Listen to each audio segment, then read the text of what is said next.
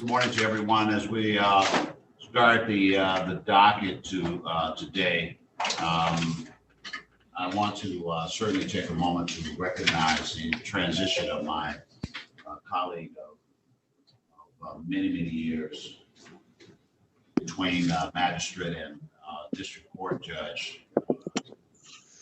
A history of 10 years with this court.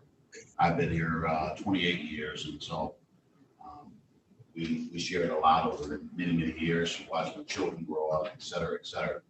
And I was little brother. She was big sister. So the honorable B. Penny Milner who transitioned on Saturday. So we just take a moment to recognize that, how much of a challenge it is. Of course, most of you that are on the Zoom knows her because this is a document that she and I shared together for the last several years. She's a great person. A very difficult weekend. Journey on and do it in the spirit she would want to the best of our abilities. So we recognize her. All right, so this is case number 2348642. This is the name store versus Rosemary Pride, I believe it is, another occupants of property 5068 Audubon. Plaintiff on this matter, if you're on the Zoom, say something at this time. Your Honor, for please the court, Stephen Wallace, P32925 on behalf of the plaintiff. All right, thank you, counsel. Do I have someone representing Ms. Pride, or do I have Ms. Pride on the Zoom? Or someone at Audubon, 5068 Audubon. All right, Mr. Wallace, it looks like this is the first hearing on this matter. According to the court, is obliged to set a second hearing pursuant to the administrative rules. So I'm going to set that date. What date are we working with? We now have January the 13th. February the 10th or 11th. All right, I'll set the matter over for February 10th at 9:00 a.m. That's the next action date on this matter. Okay, that will also be by Zoom, Your Honor? Yes, sir. Yes, sir. So Okay. I'll this out Thank you very much to the defendant as well. Sounds good. Thank you, Your Honor. We'll leave you now. All right, good day to you, sir.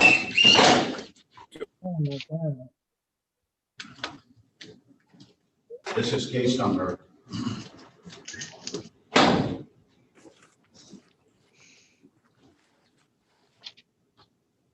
20346945. Solutions Unlimited LLC versus occupants of property at 8246 Carbondale.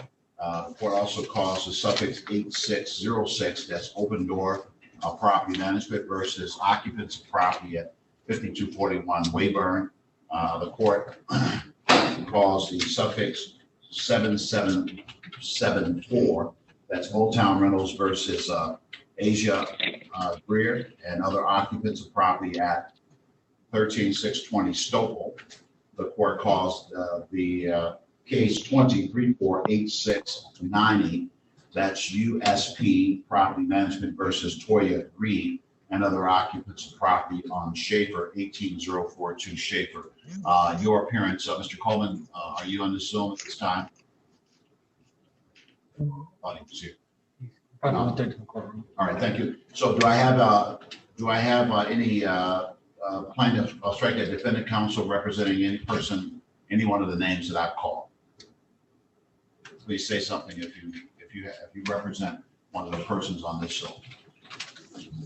All right, do I have the occupant on Carbondale? The occupant on Carbondale, 8246 Carbondale. Say something if you're on this Zoom.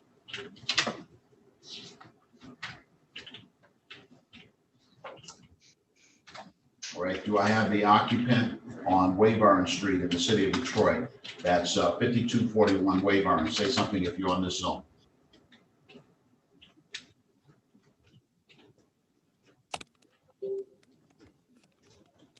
Do I have the occupant on Stopel Street?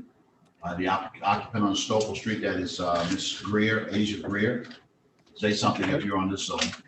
Yes, I'm here. All right, thank you, ma'am. And ma'am, have you had an opportunity to talk with a lawyer regarding the matter that's before the court?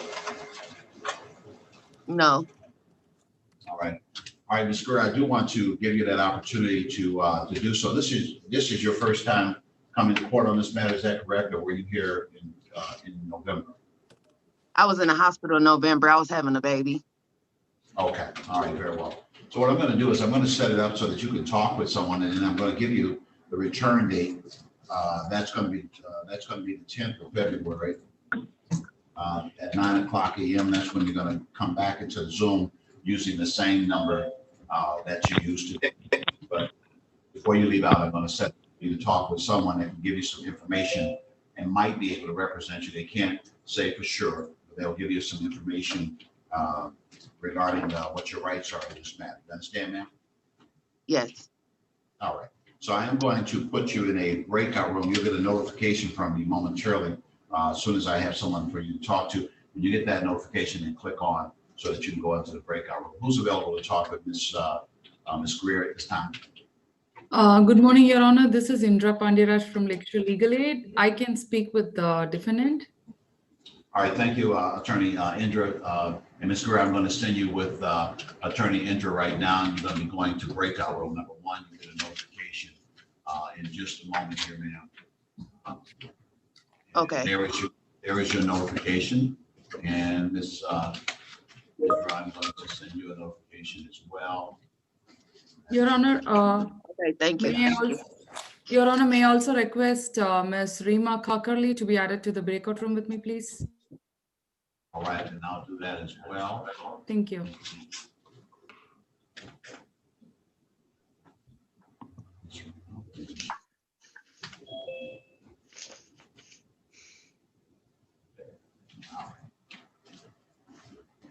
And Mr. Coleman, I think I saw you somewhere, sir. I'm here, Your Honor. Your appearance regarding these matters, sir. Your Honor, for the record, Attorney Frederick J. Coleman, P. 56548 on behalf of each of the plaintiffs. All right, thank you, sir. And sir, I just sent one of your matters and reset it for the 10th of February, and that was regarding Ms. Greer. That's the Suffolk 7774. Which one was that, Your Honor? I'm sorry, sir. Yeah, that's 7774 regarding the property on Stopel, and that matter has been reset for February the 10th at 9:00 a.m. Is there an attorney on that one from one of the? I just assigned someone. The last time that came up in early November, the defendant was in hospital having a baby. So this is the first time she's here. So I've set her to talk with Ms. Indra. Oh, with Indra? Okay. All right. Regarding the other 3 matters that I have here, I've called them, Mr. Coleman, and on the Carbondale address under 6945 and at the Wayburn address under 8606. No one has appeared regarding those matters, sir. Your Honor, as to the first one ending in 6945, Yes, sir. this is actually the 3rd hearing. No, it's actually more than that. It's the 4th Yes. hearing. At this time, we're asking that default judgment be entered if they have not appeared. The court will enter judgment as prayed and will sign the order upon presentment, sir. Is it February 1st an okay day for that, for the eviction, Your Honor, or does the court want me to go out a day or two more? While the defendant must vacate the property. Is this a non-payment, counsel? It's a termination. Termination, the defendant must vacate on or before the 1st of February. After that date, a writ would issue allowing for eviction from the property. We will forward that to your staff shortly, Your Honor. With regard to 8606, it looks like this may very, this is the first hearing on that matter. So I'm going to set that over for the 10th of February as well, sir, and set it on for 9:00 a.m. That's 2/10/21 at 9 p.m. That's the next action. Thank you, Your Honor. Regarding, I believe you're standing in for Mr. Ravitz, I believe, on the Schaefer matter, 8698. I am, Your Honor. All right, sir. And do I have, I have Toya Reed. Do I have Toya Reed on this Zoom? Your Honor, this matter is scheduled for 11 o'clock. You want to wait until? I didn't see that. Zanaya, did you find your page yet? I'm sorry. Who was that? Yes. That's someone talking out of turn, Judge. They need to. All right, thank you. So that's the time that you have. 177. Counsel, We're yeah, working on our three letters. I'm showing 11 o'clock on that one, Your Honor. Our letters C. I do have one other one for an Alaka Woods that was scheduled at 8:30.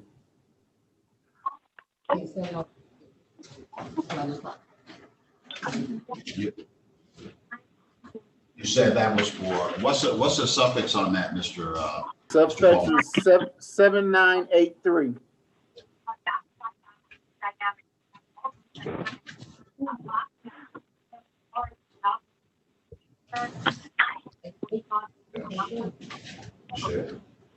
Second from the top, Judge. No, he-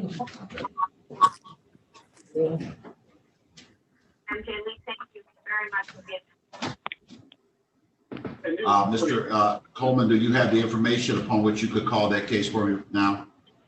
Your Honor, it is Alaka Woods versus Asia Stallings at 10006 Broad Street, Detroit, Michigan. Case number is 20347-983. All right, thank you, counsel. And you entered your appearance with respect to that matter. Do I have the defendant on this Zoom or anybody representing the defendant regarding that matter? If you live at that address or you heard your name, please respond at this time. All right, Mr. Coleman, what's the, is that the first hearing on that matter, sir? No, Your Honor, this is actually the second hearing. This matter was originally scheduled back on November 18th. It was adjourned until January 4th, and you adjourned it out to today's date, January 19th. So at this time, court judgment on a non-payment of rent. All right, the court will enter the judgment now by default, and will sign the same upon its presentment. So the order will provide that the amounts as set forth will be paid by the 1st of February. After that date, a writ may issue, allowing for eviction from the subject property and so ordered. Thank you, Your Honor. Your Honor, I'll come back at a little after 11 on Mr. Rabbit's last matter. Thank you much. All right, thank you. All right, this is case number 23-4-8614. This is Fountain Court Cooperative versus Gloria Jean Taylor and other occupants of property at 3308 Lawton, unit number 215. The court is also calling at this time 203-47203.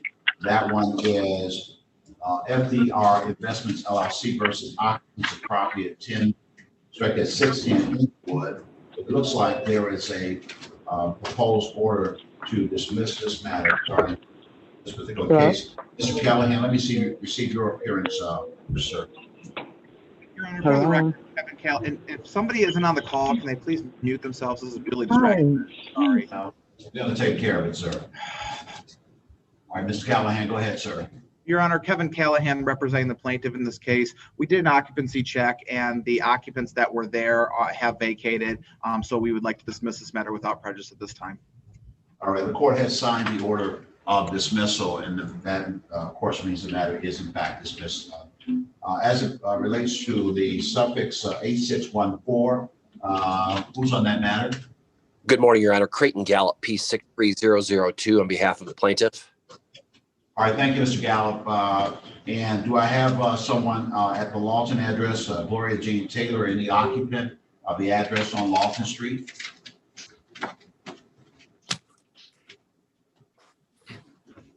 All right, counsel, I believe this is the first hearing, or was this earlier in January?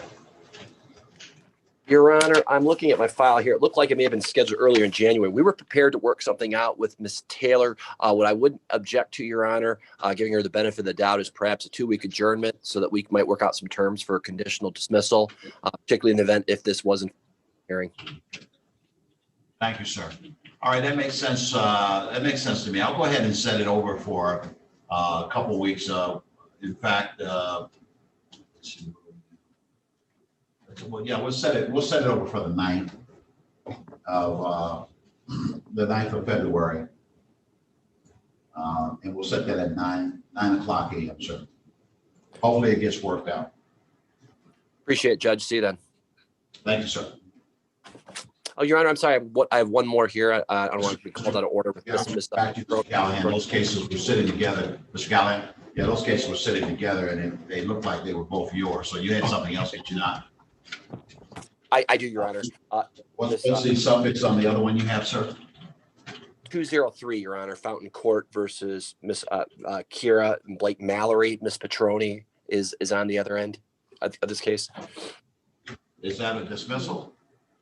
It is a conditional dismissal. You should have them in the file, Your Honor. It's a default judgment to Blake Mallory, who is no longer residing. Okay. All right. So that is 2034723. That is FDR Investments versus Occupants of Property of Inglewood. Is that the one we're talking about? No, that's mine, Judge. That's already dismissed. Yeah. So what's the, Ms. Petroni, what's the last 4 digits of the one that we're talking about now? This is Lockhart for Petroni. 403. 7203.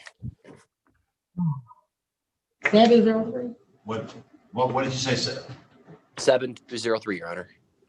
Oh, 7203?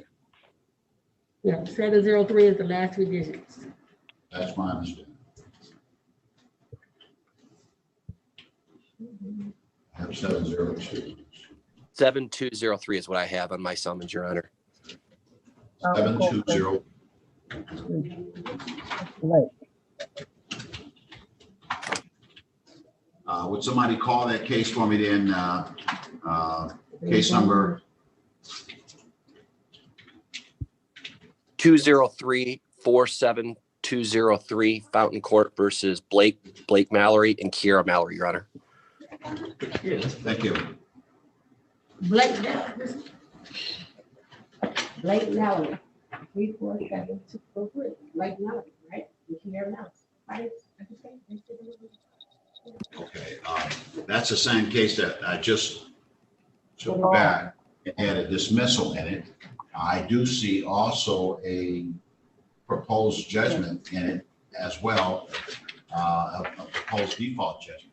Okay, so what's going on here? Yes, Your Honor. Creighton Gallup, P63002 on behalf of plaintiff, Your Honor. This is a case where Mr. Mallory is no longer residing in the premises, according to counsel. So if you've noticed the default judgment, it is only for Mr. Blake Mallory. We have entered a dismissal as to Kira Mallory and all other occupants. It's a conditional dismissal with a private settlement that has been attached. It has been signed by sister counsel and the defendant. And we ask that both of those be entered concurrently this morning. All All right, so ordered at this time. The dismissal was previously entered as to that person. The other matter is, the other matters are dismissed. The other case, the other person, the judgment of default is granted at this time. Thank you, Judge.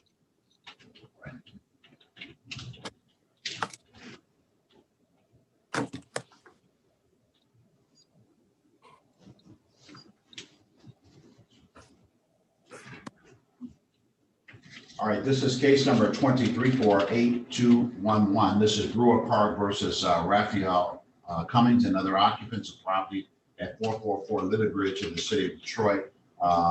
Your appearance at this time, please. Do I have Mr. Butcher or Mr. Romer on the Zoom? All right, do I have Raphael Cummings on the Zoom at this time?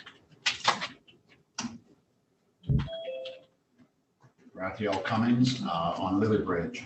I don't have the time. Yes, I didn't, I'm sorry. He just, I didn't do these. I didn't prepare him. Let me have some stickers. Okay, yeah. All right, it appears that the defendant has not appeared on this matter. And this appears to be the second hearing with regard to this matter. Accordingly, at this time, the court will enter judgment by default, and we'll await the judgment accordingly.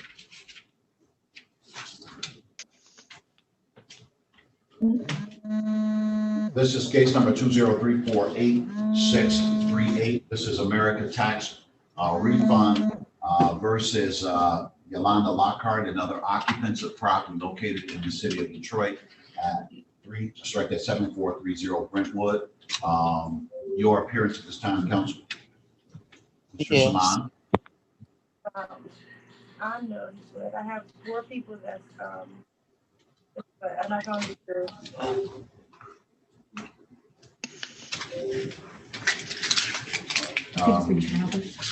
That means you know. Yeah. Do I have, I'll recall that matter. Do I have Mr. Richter?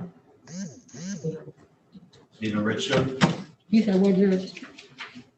I didn't know what time. Yeah, I know that. Let me get that.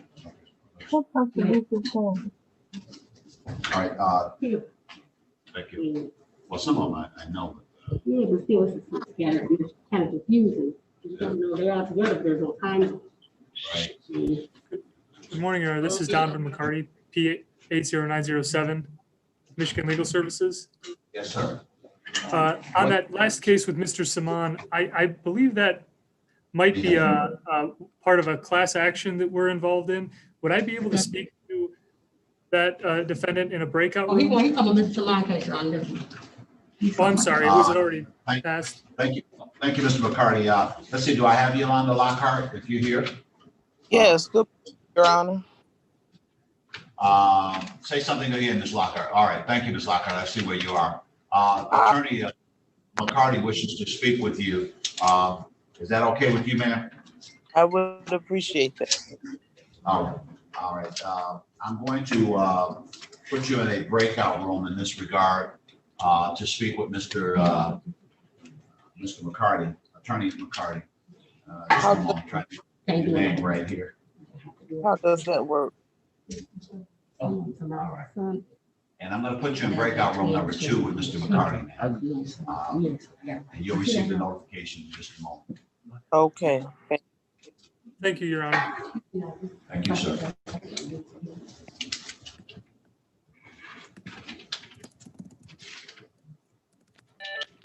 Okay, I see. Thank you.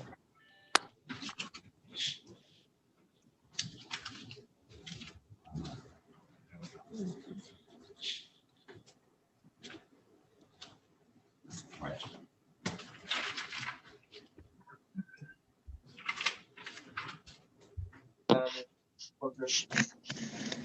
All right, this is case number 23-47991. This is Darlene Management and Consulting versus Latara Monique Taylor and other occupants of property located in the city of Detroit at 7820 Montrose. Counsel, your appearance. Your Honor, Connor Clarity, P84485, standing in Stephen Chaco. Your Honor, I think this is the second hearing on this matter, requesting an order of eviction. All right. It does appear that this matter was set on a previous date. Let me see if Miss Monique is here. Latara Monique Taylor, if you on the Zoom, any person living at the property on Montrose Street. If you're on the Zoom, please say something at this time. Well, this is at least the second hearing on this matter. The defendant does not appear to have appeared. Accordingly, the court will enter a judgment by default at this time and will sign an order upon presentment. That order will require compliance on or before the 1st of February or after that date. A writ will issue allowing for eviction from the subject property is so ordered at this time. Thank you, Your Honor. Thank you, counsel.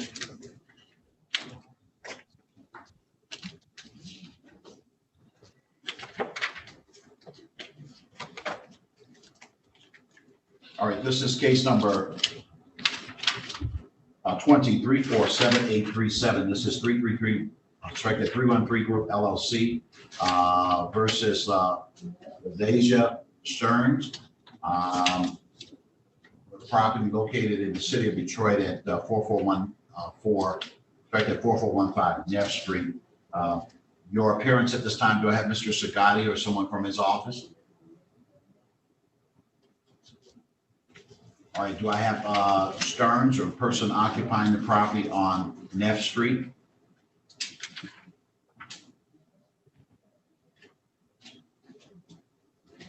All right, this matter was set on for hearing on today's date as it was adjourned from the previous hearing date. Accordingly, the court will grant judgment by default upon presentment. All right,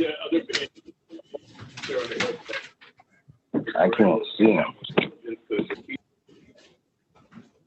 All right, this is case number 23-47995. This is Donald Woods versus April Hinton and other occupants of property located in the city of Detroit at 5096 Balford. Your appearance at this time, please. Mr. Lubinsky.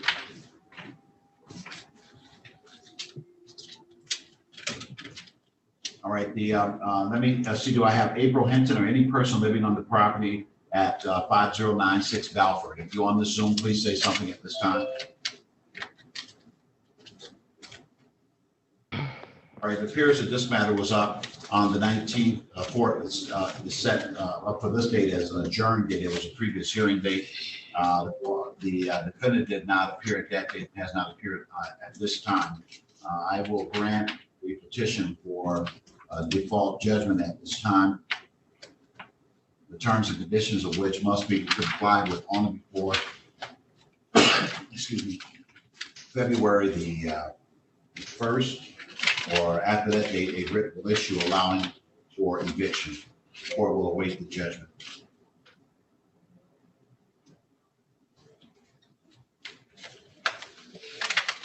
The court calls case number 23-48598. This is the estate of Anthony Floyd and Shell Cannon and other occupants of property located, right there. The estate versus Flavia Anthony and other occupants of property located in the city of Detroit at 14077 Mark Twain. Your appearance at this time for plaintiff. Thank you, Judge. Good morning. Tom Langen on behalf of the estate of Anthony Floyd. Thank you, counsel, and good morning to you. I'm seeing Judge Milhouse's name on this, but I think this property belongs to me. Is that correct? That's correct. All right. Who's on the other side of this? Do I have Flavia Anthony or any person representing her on this matter? If you're on the Zoom, please say something at this time. All right, counsel, update me on the status. What's going on here, sir? Your Honor, we're currently withdrawing our money judgment request. So it's just a request for possession. I'm not sure if the file is updated accordingly, but I wanted to state that for the record. The other thing, Judge, is this is the first meeting of the parties. So this is the first hearing. And I've kind of gotten from the record that you set forth that the next hearing will most likely be on February 10th, which I'm fine with. All right, so we will set, the court will set the matter over for 2/10/21 at 9:00 a.m. That is the second hearing. If the defendant does not appear at that time, the court will entertain a motion to dismiss. The court notes that the petition for money judgment is withdrawn. So ordered. Thank you, Judge.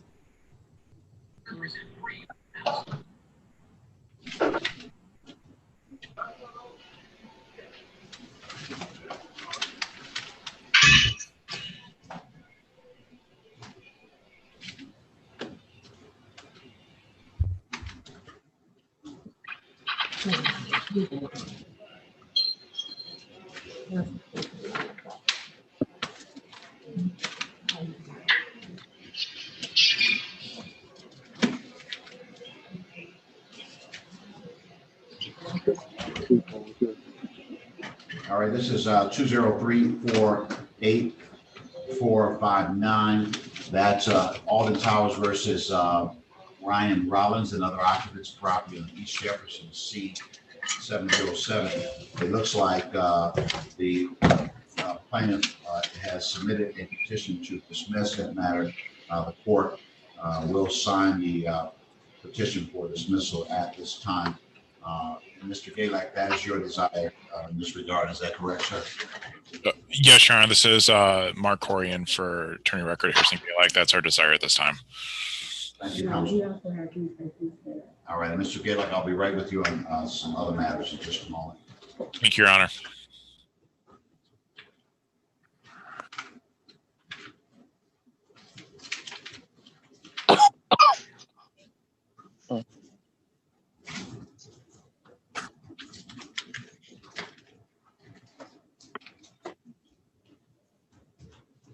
How you doing? I know it sounds like somebody. How you doing? I'm okay. How are you? I'm okay. Yeah, I'm okay.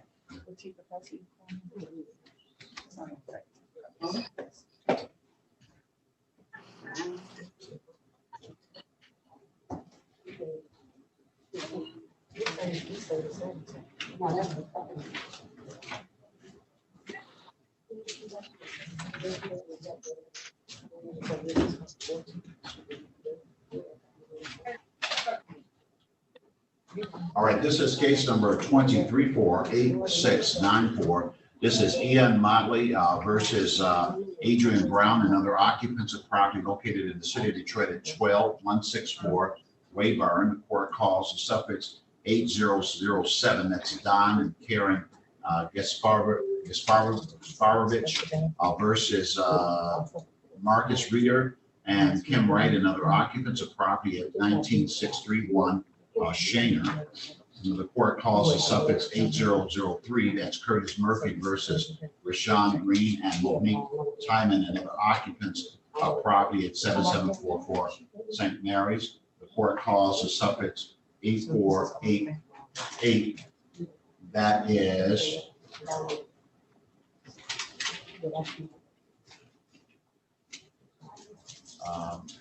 Alden Tower versus Adam Angelis and other occupants of property at 81404, East Jefferson, number 403. The court calls the suffix 8492. That is Alden Tower versus Keith Rasul Jr. and other occupants of property at 8102 East Jefferson, number B501. Your appearance at this time, counsel. Good morning, Your Honor. Mark Corey, P82210 on behalf of plaintiff for the called matters. Thank you, counsel. Do I have any attorneys or counsels on any of the other matters that are before the court that I've called? You've heard me call the name on the file that you represent. Please enter your appearance at this time. Your Honor, Adam Devlin, I'm back from my trial if you want to call my urbane matters. All right, I'll get right back to you, Mr. Devlin. Thank you, sir. Good morning, Your Honor. Costanzo LaJoy appearing on behalf of the plaintiff in the matter of Vito and Kim Toko versus Chiquita Only. No. I just called several cases, and my question is, if you're on this Zoom and you represent a defendant in one of those cases, please let me know something. Do I have on this Zoom Adrian Brown on Wayburn? Say something if you're here. All right, counsel, I believe that's the first hearing on this matter. Is that correct? Your Honor, I believe this is a second hearing. Absolutely. Yeah. At this time, the defendant did not appear at the first hearing nor this hearing. We would request a judgment by default. There's $6,510 of rent owed, $232 in court fees, for a total of $67,4250. This was a money judgment, and there was personal service in this matter, and the writ date we have is 1/29/2021. All right, the court will allow entry of the judgment with compliance date only before the 1st of February 2021. 1st of February 2021, the date we're using. And I'll sign an order from presentment regarding this file. I'm sorry, Your Honor. Could you change the writ date to February 1st? Is that what you were saying? I'll do that right now, Your Honor. Thank you, sir. All right, regarding the suffix 8007, Marcus Reeder and Kim Wright, occupants of property on Shaner. If you're on this Zoom, please say something at this time.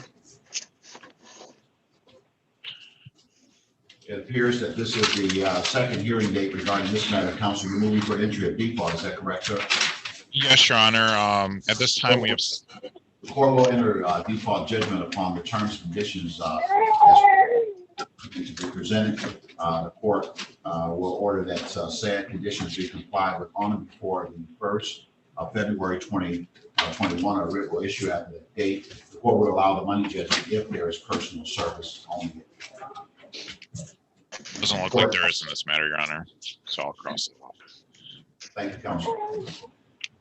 Regarding the suffix 8003, Curtis Murphy versus Rashawn Green and Monique Tryman, and occupants of property 7744 St. Mary's. If you're on the Zoom, you have any connection to that property, please say something at this time.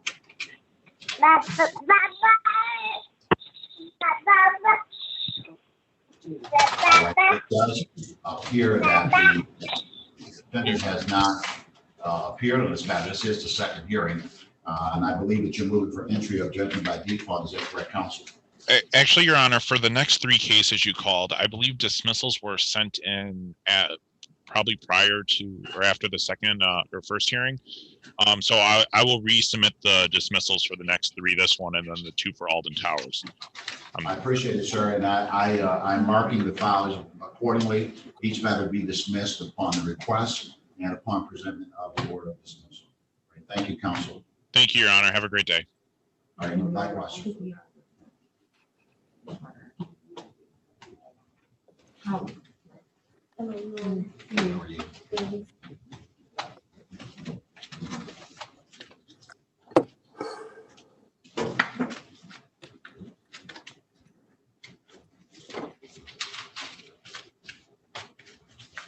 This is case number 2348690. This is Freddie Jordan versus Ianca Franklin and other occupants of property located in the city of Detroit at 2427 South Beacon Street. The court is also calling the suffix 8479. That's Demetrius Daniel versus Ramon appears Holbert and other occupants of property at 20121 Mark Twain.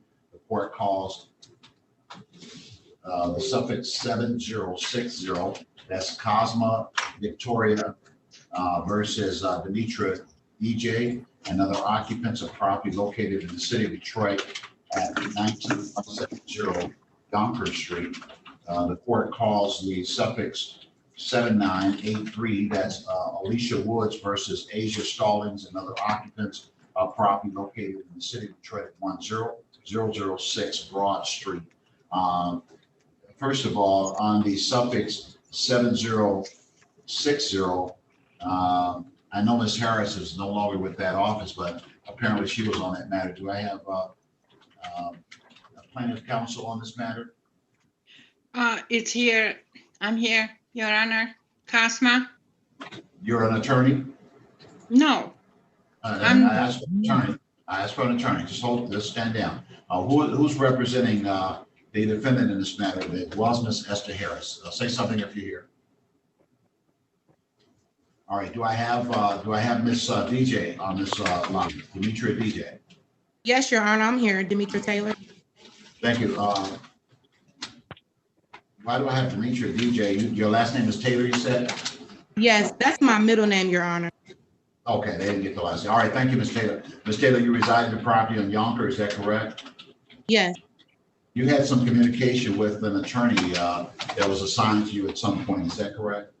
yes. So have you spoken, I know I believe Ms. Harris left the agency. And so I don't think she would be here on this particular hearing.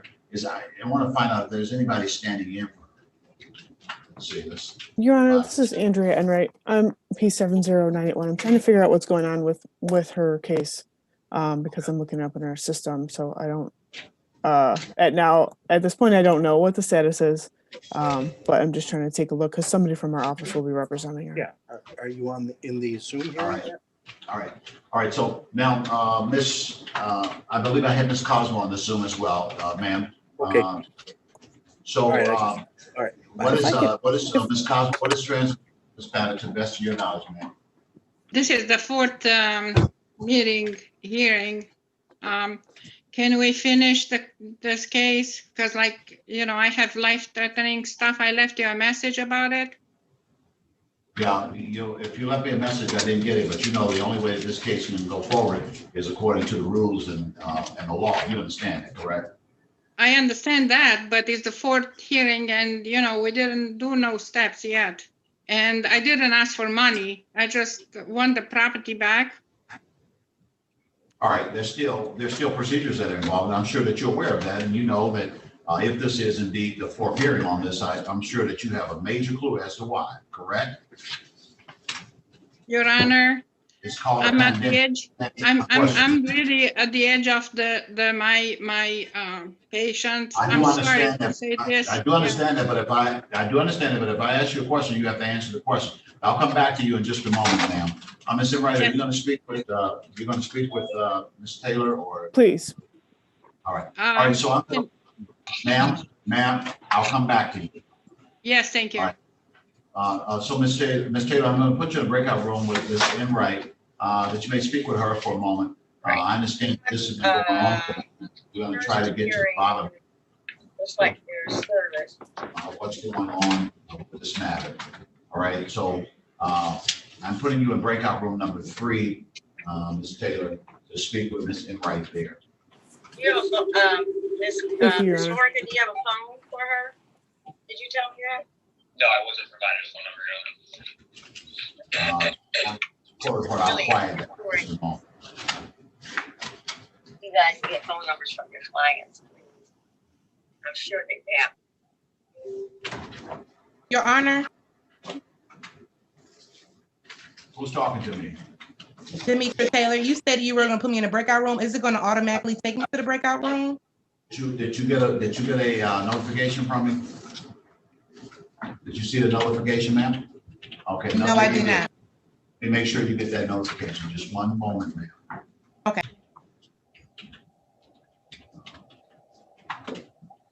There it is. You got it now? Yes. All right, push that button. You should go there, ma'am. All right. All right, and Ms. Cosmo will be back to you momentarily as the attorney comes back in the courtroom. Yes, thank you. Thank you. All right. Regarding the suffix 7983, Alicia Woods versus Asia Stalling, who's present on this particular matter? Ms. Woods, do I have you there? Ms. Stalling?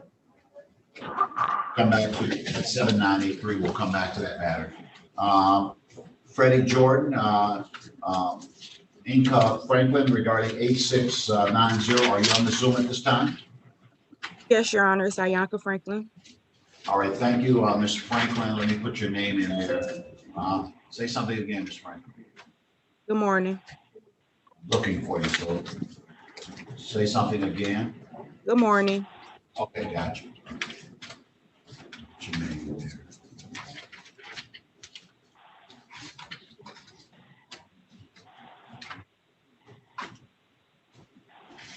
All right, Ms. Franklin. All right, so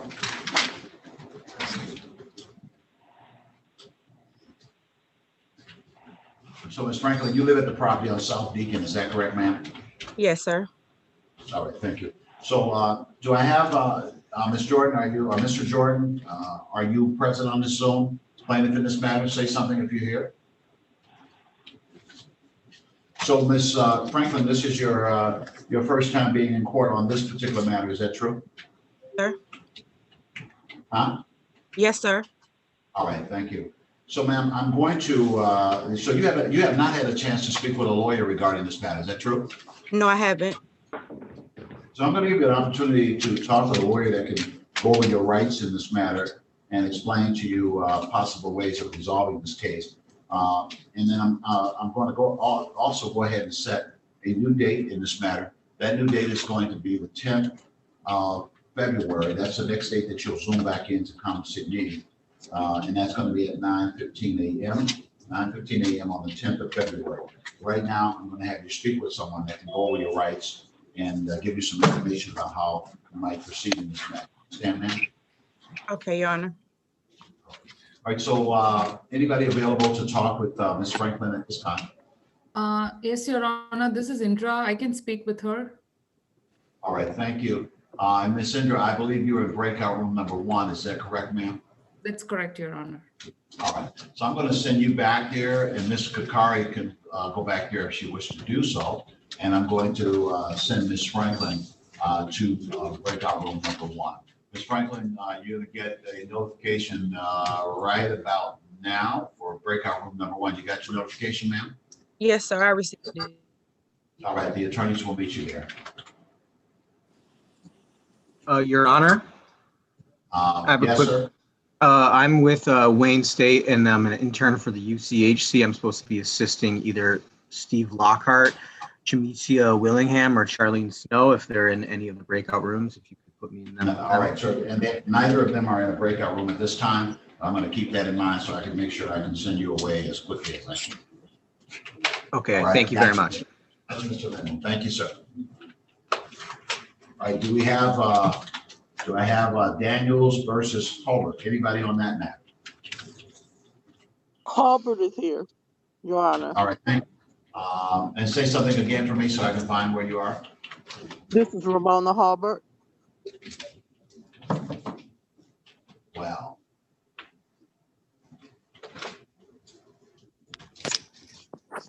Let me check something.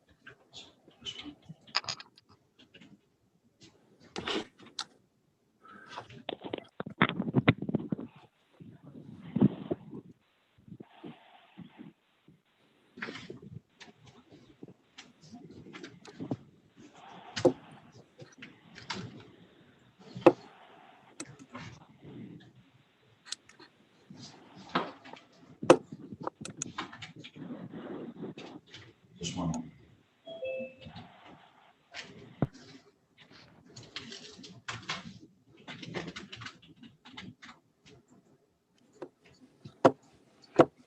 All right, so Ms. Howard, you live at the property of Mark Twain, is that correct, ma'am? Yes. Say something, where are you? I'm trying to find you. Yes, I do, Your Honor.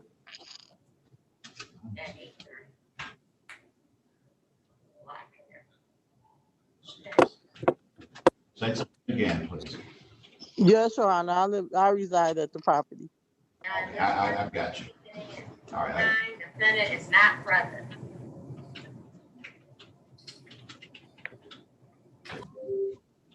All right, thank you. Thank you, ma'am. All right, so do I have Mr. Daniels on this matter? Ms. Hubbard, this is, sorry. Ms. Hubbard, this is your first time. This is your first time in court on this matter. Is that correct? Yes. All right. So, ma'am, you've not had an opportunity to speak with a lawyer regarding this matter. 2048649, Beryl Property versus Luana Sharper I and don't know what happened with that. Kenya, doesn't say Kenya Johnson, but Kenya Johnson. Madam Reporter, can you see where all the noise is? Yeah. P75969, representing myself. Please mute your devices as you're interfering with this hearing. Please mute your devices. If I'm not talking to you now, please mute your devices. All right, thank you. So you've not had an opportunity to talk with anyone regarding this matter. Is that correct, ma'am? Well, someone was supposed to represent me this morning, but I haven't heard anything from them. Okay. All right. Do you know which agency you talked to? I went to the United Housing Coalition, and she informed me that someone from LaShore Services would be contacting me, but I haven't heard anything from them. Oh, so someone from Lakeshore would be talking with you. Is that what they said? They were supposed to, yes. They were supposed to represent me this morning. All right. So let me get you, let me get an attorney that you can talk to this morning. I'm going to reset your matter for the 10th because this is the first hearing, the 10th of February. At 9:15 p.m. That's the next date you come back to see me. February 9:15 a.m. 9:15 on the 10th of February. Yes. Okay. I have a question also. I have 2 court cases for the same, regarding the same situation. I have another day that's scheduled for February 3rd. Let me stop. What you want to do is when you talk with your lawyer, discuss that with your lawyer. Okay. Okay. All right. So I'm going to give you to somebody in just a moment, and I'm going to send you to a breakout room to talk with your lawyer private. Who's available to talk with Ms. Hubbard at this time? Who's available to talk with Ms. Hubbard? All right. So Ms. Hubbard, just hold tight. I'll get someone. As soon as someone's available, I'll get someone that can talk with you, man. Just hold tight. Okay. Your Honor, if you could just have her wait while I'm trying to figure out, if I could put it in a breakout room with Miss Cosma.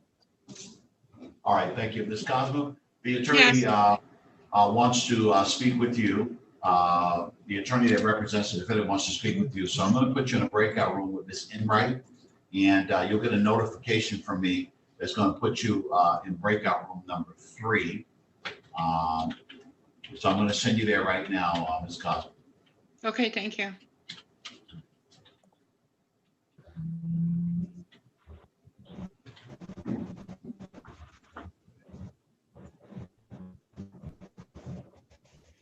And there's your notification, Ms. Cosma. Just go to that location. Okay.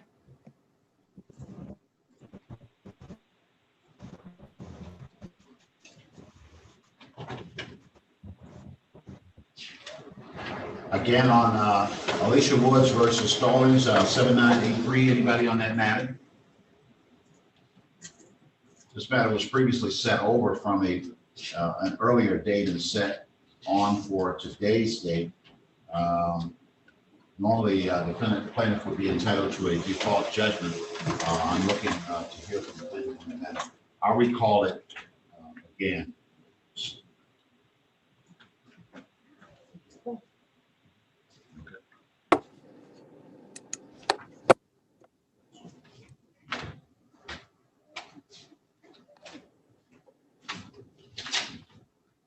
This is case number 23-48011. This is Irvine Apartments versus Devore Davis and other occupants at 17443 Manderson Road, number 2. Your appearance at this time, counsel. Good morning, Your Honor. Adam Devlin, P72877. I'm here on behalf of plaintiff. All right, thank you, counsel. And do I have anyone regarding the property on Manderson, number 2? If you're in the Zoom, please say something. Devore Davis, anybody at that location? This is the second hearing regarding this matter. It appears defendants have not appeared on the second occasion. Counsel? Your Honor, we'd ask for a default judgment to possession only be entered. Currently, outstanding. All right, and you broke up a little bit. The court will grant your petition for judgment by default at this time. The default judgment will require the defendant move from the property on and before the 1st of February 2021, or after that date, a judgment will enter allowing for eviction from the property. Court awaits the presentment of the orders. Your Honor, send that to Ms. Hunter? Yes, correct, sir. Will do. All right, thank you, sir.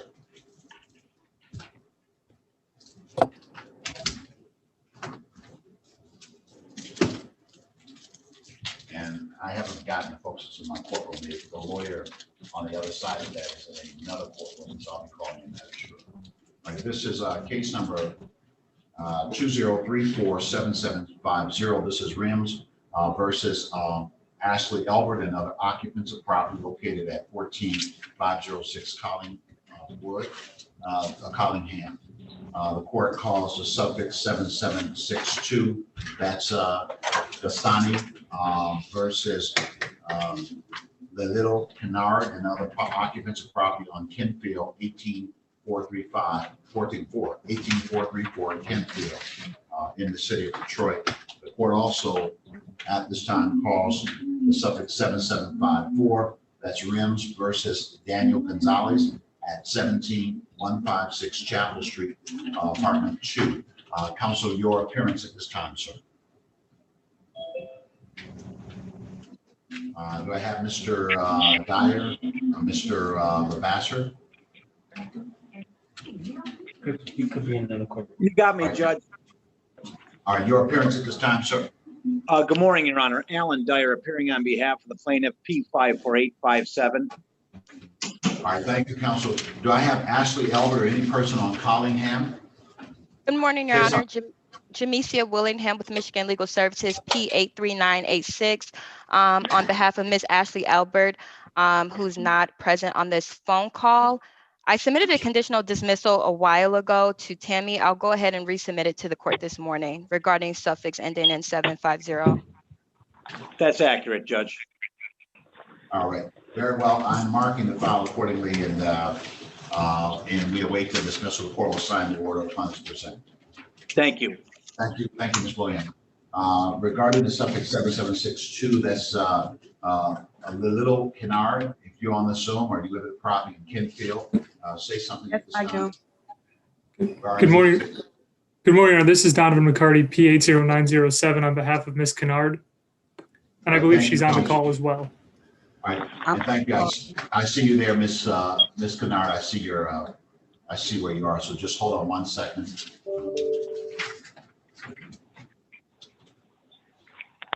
All right, thank you. Mr. McCarty, you may update me on this matter, sir. Yes, Your Honor. I've spoken to plaintiff's counsel about this. We are hoping to adjourn to see what's going on with the new EDP money and see if we can work something out. We were looking at, when we initially spoke, we were looking at 2 weeks, assuming that the program will be available and we'll have some understanding of it at that point. So that's kind of where we're at. And Judge, as I look at my calendar, that's accurate. I'm going to be out of the state the first week of February. So maybe if we can look for more like 3 weeks, it might be better. Yeah, I'm marking the 16th of February, 2021, because of some information I have on the EDP reboot that may put it a little bit later than all of us anticipated.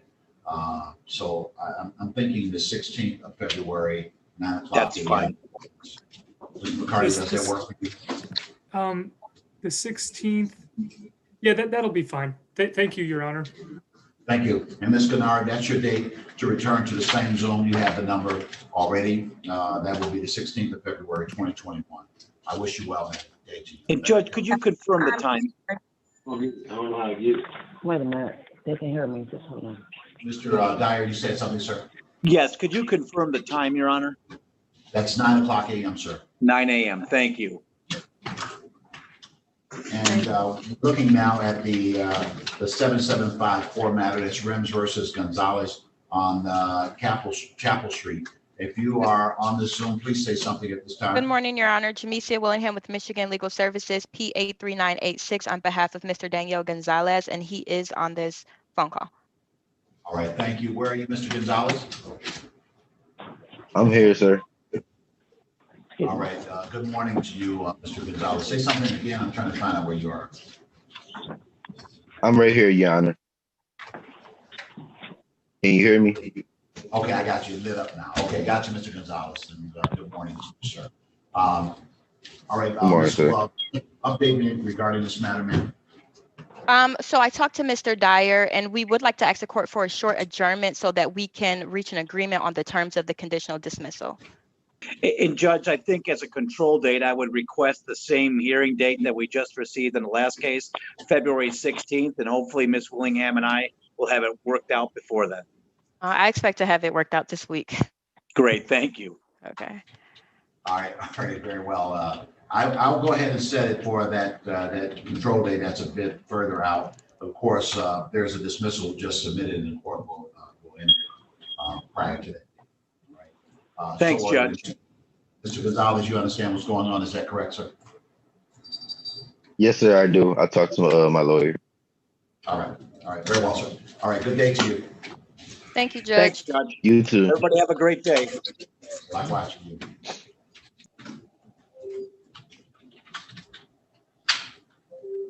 All right, this is case number 23-48207, FDR Investments LLC versus occupants of property at 7450 Lempier. The court also calls the suffix 8203. That's FDR Investments LLC versus occupants of property at 610 Inglewood. Counsel, your appearance at this time, sir.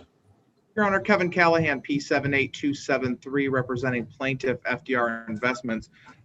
For the case ending in 203, I think we already dismissed that case. That property is vacant, so we'd like to dismiss it. All right, the court is noting that the matter should be dismissed, and I have received the. All right, I already received the dismissal. It is signed. Thank you. And then 207, Your Honor, we did an occupancy check yesterday, and the property is still occupied by unknown occupants there, trespassers. We're asking for a default judgment for possession only at this time, it being the second hearing. The first hearing being the 7th of January. The writ date would be February 1st. All right, the court will enter the judgment by default now on the terms and conditions set forth, requiring the defendant move from the property on or before February 1, 2021, or after that date, a written issue allowing for eviction from the property. The court will sign the judgment upon presented. Thank you, Judge. And thank you for the kind words about Judge Millender. We're all very shaken up by this. It's with everything else going on and then that, you know, she was at work on Friday. So. Yeah, I know.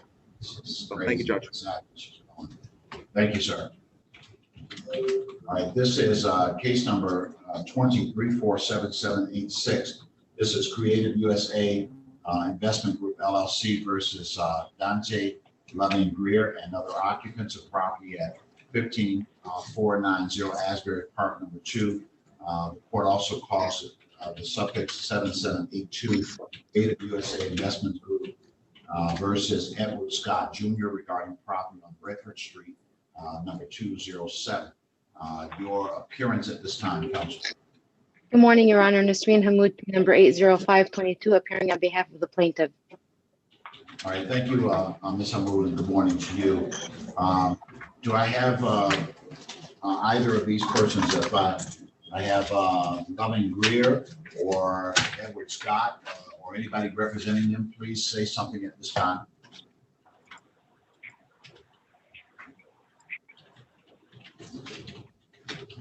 I know that on the last occasion, under the suffix 7786, it was indicated that the defendant was in hospital. And I know that this is the second hearing, I believe, on both of these matters. Counsel? That is correct, Your Honor.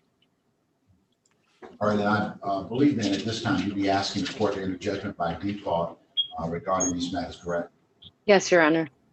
The court will enter the judgments by default on the terms of the conditions that will be presented to the court and find that the conditions must be complied with on or before February 1, 2021, or after that date, a writ will issue allowing for eviction from said properties.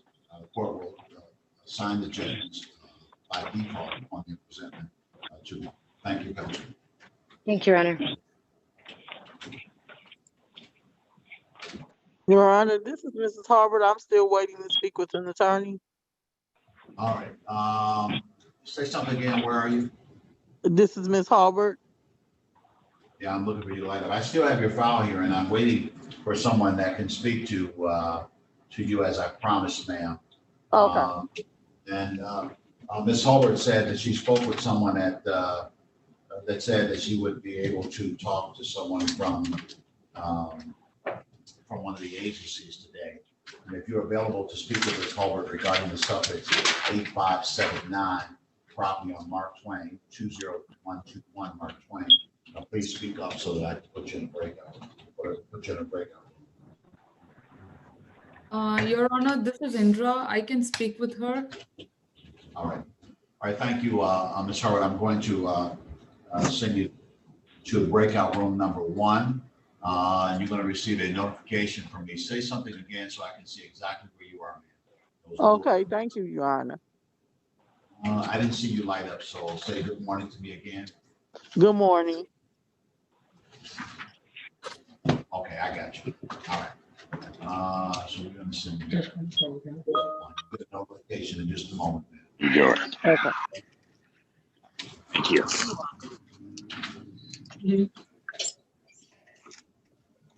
You know, it's not. Like we just call back. I have. Back on Zoom. The problem is Come that back in on Zoom. Ms. Howard, He's I still on have 2 places where it's a name, so I got to change something here. So Okay. make sure I'm the right person.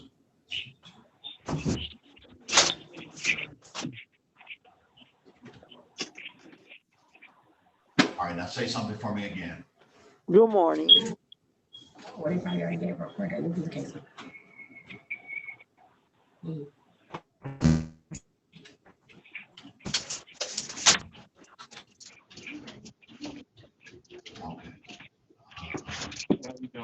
more time. Say, I got you. I got you. Okay. Okay. You're already here. You don't have to. I had two Halberts in here. Sometimes I can't tell which one. Or to take me up, but it's gonna be 10 and 9, okay? And there is your notification, ma'am. Okay, thank you, Your Honor. Thank you. Your Honor, could I be added to that to that breakout room as well, please? This is Rima Kakarli with Lakeshore. Yeah, you should be able to go back. Mr. Carr. Oh, thank you so much. Yes, ma'am.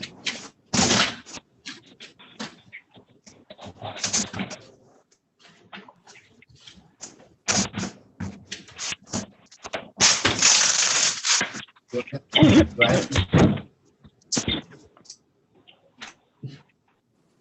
Do I have Mr. Richter on the Zoom? Stephen Richter? Your Honor.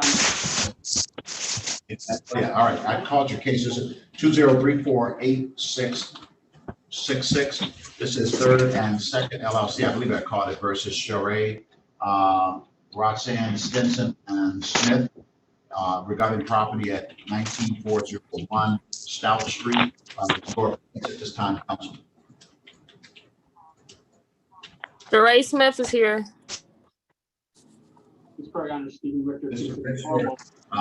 Mr. Richard, if you're talking, I can't hear you.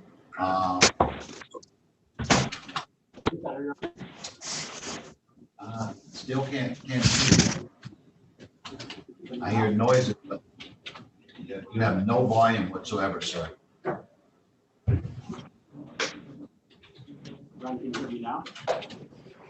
I heard you say, can you hear me now? But it still sounds like you are miles away or something.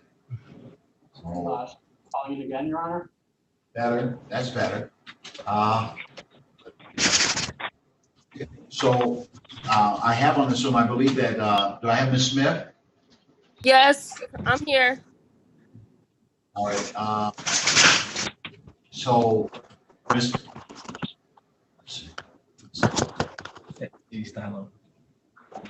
All right, Ms. Smith, say something again now. Sorry. Can't find you. Where are you? Say something again, Ms. Smith. Shirley Smith. Got you. All right, thank you. Thank you, Ms. Smith. And you reside at the property on South Street, is that correct, ma'am? Yes. All right. Council, it looks like this is the first hearing on this matter. And so I'm inclined to set it over pursuant to the administrative rule for a next hearing date in this matter. Let me ask you, Ms. Smith, have you had an opportunity to talk with a lawyer that may be able to give you some information regarding your rights and regarding ways that you might resolve this case, ma'am? No, we didn't talk about that. All right, so did you talk with a lawyer? I talked to the lawyer that's over the company, yes. I talked to Steve. Okay, you haven't spoken with someone that represents you? No. That might, okay, all right, so let me make sure that you get a chance to talk with someone that can go over your rights. They may or may not be able to represent you, but at least they can go through what your rights are and ways that you might be able to resolve this matter.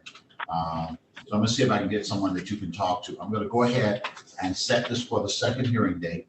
That's gonna be the 10th of February. And that's gonna be at 9:00 a.m. February 10, 2021 at 9:00 a.m. That's when you'll Zoom back in. So right now, we're gonna get a lawyer that you can talk to. Mr. Richter, I know that you probably can hear me. Well, I can't hear you that well, but I've gone ahead and set this over for that next date of the 10th of February, 2021 at 9:00 a.m. And Ms. Smith is going to talk with a lawyer regarding this matter, and perhaps things can be worked out. I will, Your Honor. All right, thank you, sir. Who's available to talk with Ms. Smith, please? Sheree Smith.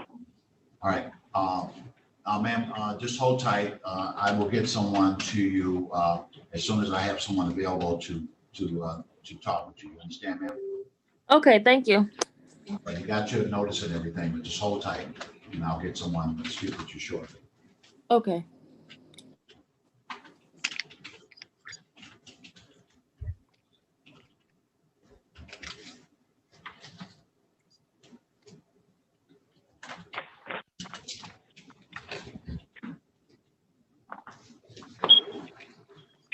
All right, this is case number 23-47072. This is 311 Property Management versus occupants of property at 8874 Grandmont.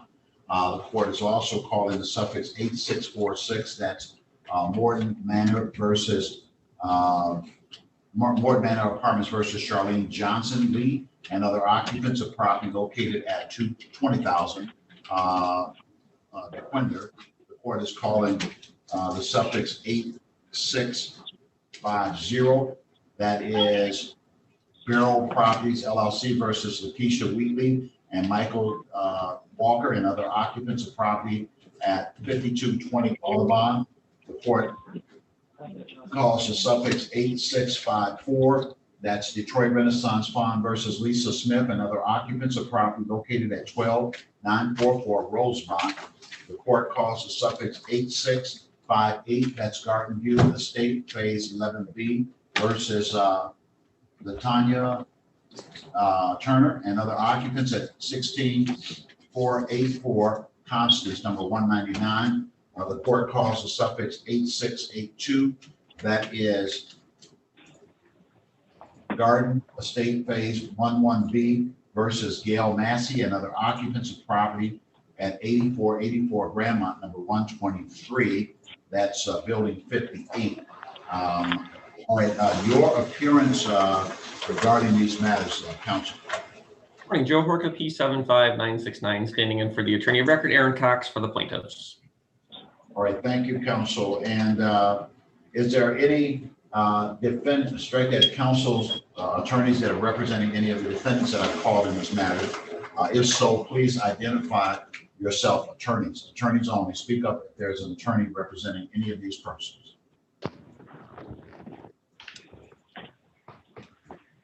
All right, so do I have any occupant of the property on Grandmont Street, number 8874 Grandmont Street? If you're on the Zoom, say something at this time. Judge, what's that case number? That case number is 20347072. Okay, thank you. Thank you, Madam Reporter. All right, Mr. Cox, I've heard nothing on this matter. It looks like the first hearing, though, or I know it was back in November. Council. Your Honor, we were actually here on January 4th for, I believe, our second or third hearing. You had granted me a default judgment, but I sent it to Tammy instead of Latifa, and so it never got entered. I re-forwarded to that to her this morning. I would just ask the court to enter it this time. All right, the court will enter the default judgment as prayed in this matter, and as soon as it's presented, I will sign. Thank you, Honor. All right. Regarding the suffix 8650, Lakeisha Wheatley, Michael Walker, either of those persons on this Zoom, say something at this time. Yes, Your Honor. Michael Gildersleeve, actually. Walker is my middle name. All right, thank you. I see you there, sir. And give me that last name again. Gildersleeve. Spell that for me. Gildersleeve. All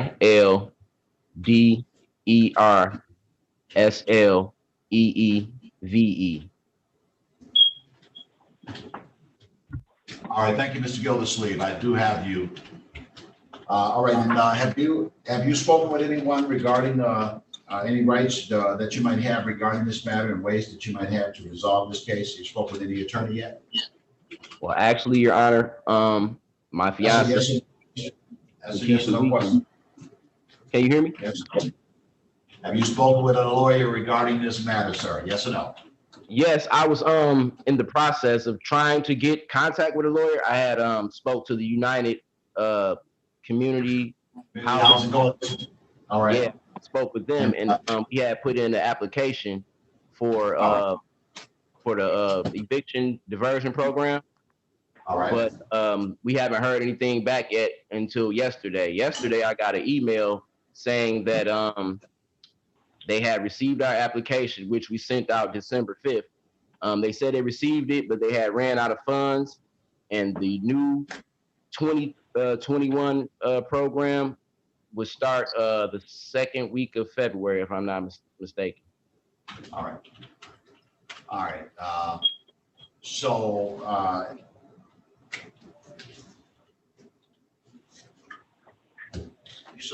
Mr. Horka, I'm inclined to adjourn to give opportunity for the EDP program.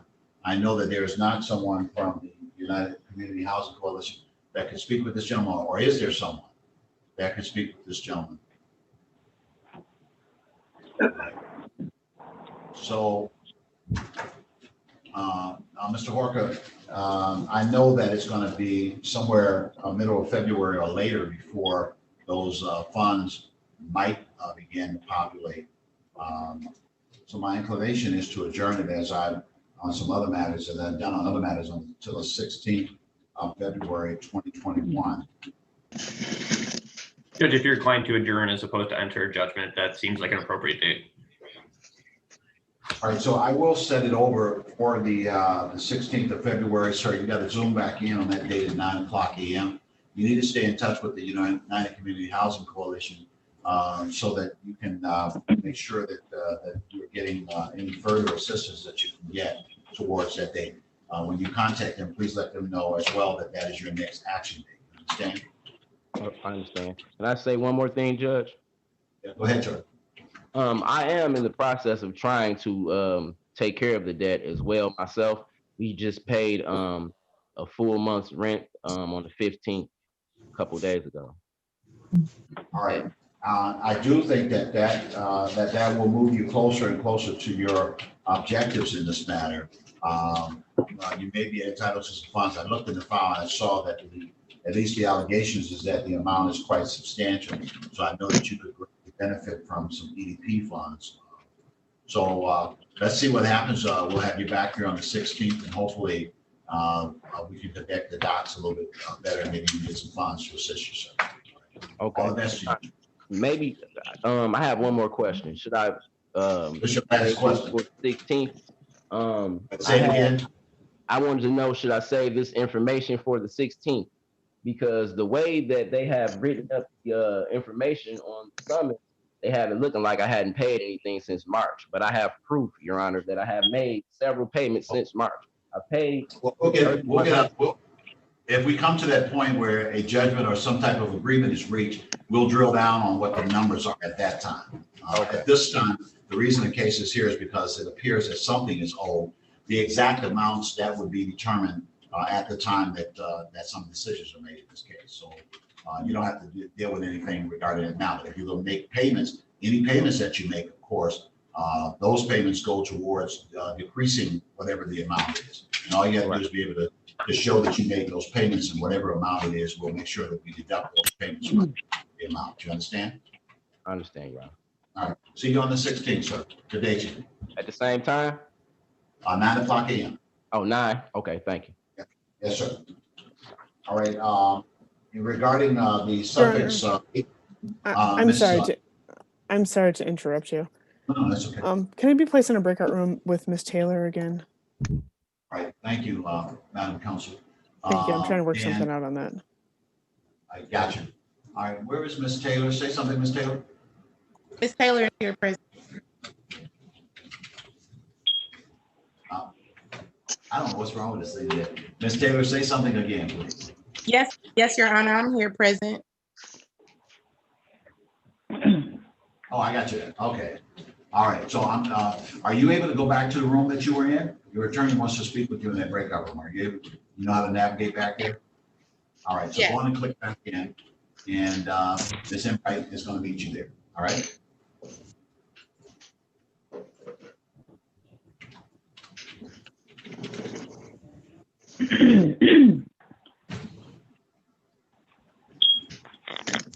Your Honor, this is Steve Gann. I hate to interrupt the court's docket, but I do believe there's a resident named Lockhart who appears to be in a hospital bed, possibly in labor on your video. Maybe you want to move that one ahead. I've already addressed that particular case. Okay, I'm sorry, Your Honor. So, Ms. Lockhart, I'll look at it again. Yeah, Ms. Lockhart, I called your case. I believe you spoke with someone already. Is that correct, ma'am? Yeah, you were supposed to come back. I need get ready to you're done. You're breaking up. Okay, let me try to adjust my phone. So yeah. Okay, can you hear me now? Yeah, I hear you now, Ms. Lockhart. Thank you. Okay, I would like to please have an adjournment date. I need to speak with an attorney. Today is not a good day. No, I didn't get the date. Maybe you have one for me, and I didn't get it. Madam Reporter, you have a case? Because I called that case and I put her name in. A long time ago. Yeah, she wouldn't spoke. She spoke with someone. Okay. No, she wouldn't spoke with someone, Mr. McCarty. Yeah, you spoke with Mr. McCarty earlier. Is that correct? But you didn't give her a date, though, Judge. What was that last one? Your Honor, this is Attorney William Saman. That's my case. Which one? Is it 8638? It is, yes, 638. Well, we have McCarty. McCarty spoke for. Okay, I got you. We don't have a date. Ms. Lockhart, you spoke with Mr. McCarty this morning. Is that correct? Yes, sir. I did. Okay. All right. So, Mr. McCarty, are you still in this room somewhere? 638. Your Honor, this is Alyssa Petroni from Michigan Legal Services. Mr. McCarty is my coworker. I can I don't know how you would like. If we could just get our contact information, I can pass that along to Mr. McCarty. Okay, so what I'm going to do is I'll go ahead and adjourn. I know that Mr. McCarty spoke with her because he indicated, Mr. Saman, that this is one of the cases that is part of another lawsuit or something in another court. And so he flagged this one and asked to have an opportunity to speak with Ms. Lockhart. And then he came back into the courtroom, but I had not had a chance to speak back with him. So, Your Honor, go ahead, sir. sorry, I spoke with Mr. McCarty about this. He informed me that he was not going to represent Mrs. Lockhart. That's what he told me, and I was under the impression that she was going to find another attorney. That's correct. All right, Ms. Lockhart. So we'll give you a date to do that. Let's. She'll be on the case. Yeah, you didn't give it. You should be. 638. Last we did.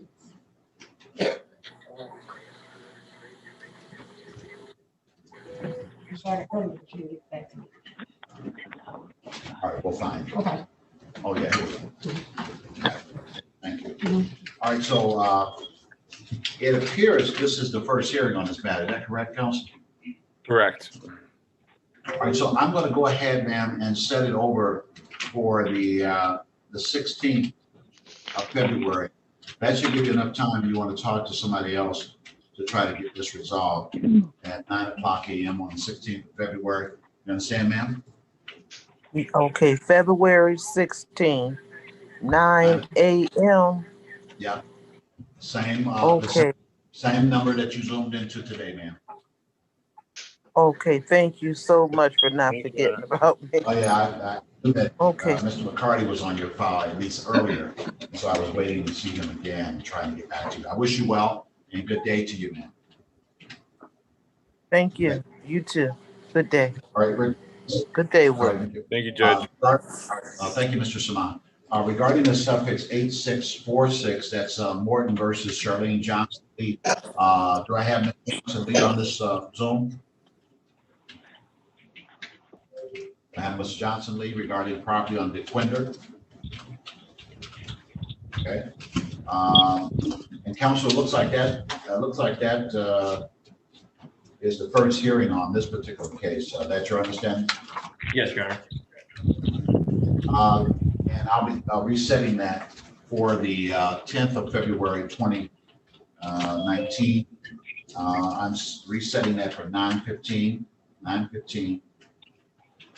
That's 2:10.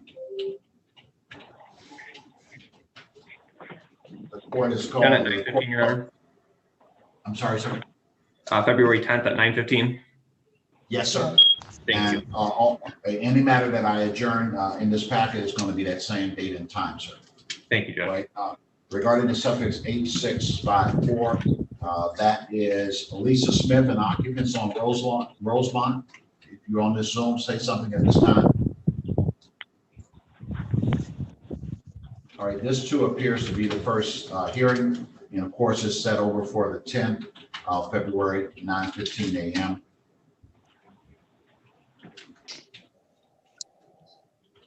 The court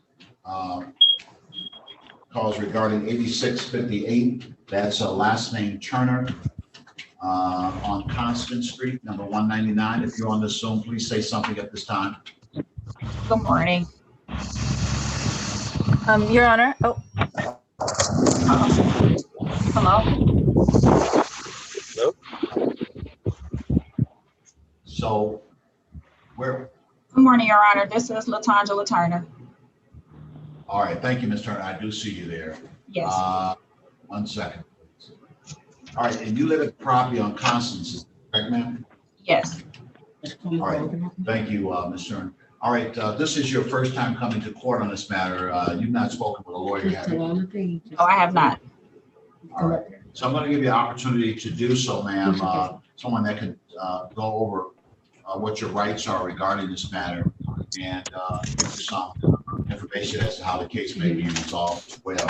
I'm going to go ahead and give you the next action date, as this is the first hearing. That next date is February 10. February 10, 2021 at 9:15. You said 9:15?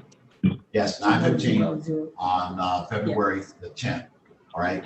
And so I'm going to give you an opportunity to talk with a lawyer in a breakout room momentarily. So just hold tight. And I'll get right back to you so that you can speak. You understand? Yes, and I have a question. When I talk with the other person, would I be like working out something with them, or do I have to contact the lawyer for? Well, for any reasons that you believe that you would need to have legal advice, and oftentimes that legal advice does result in the possibility at least of trying to work something out that's resolved. You understand? Yes. Your Honor, I can speak with her and I can explain to her how this program might work for her. This is Indra from Lakeshore Legal Aid. All right. And Ms. Indra, there is actually one person ahead of her, and that is Miss Sheree Smith, and then there's Miss Turner. So can I send Miss Smith with you? She's been waiting, and then Miss Turner will be next. Okay, thank you. That's fine, Your Honor. Okay. Can I get All right. case? Yeah. Miss Smith, where are you now? Right here. See, I know I've got your name in here somewhere, but I'm looking for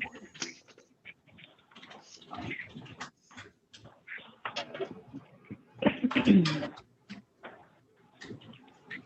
I don't see you. So say something again. I know I had you.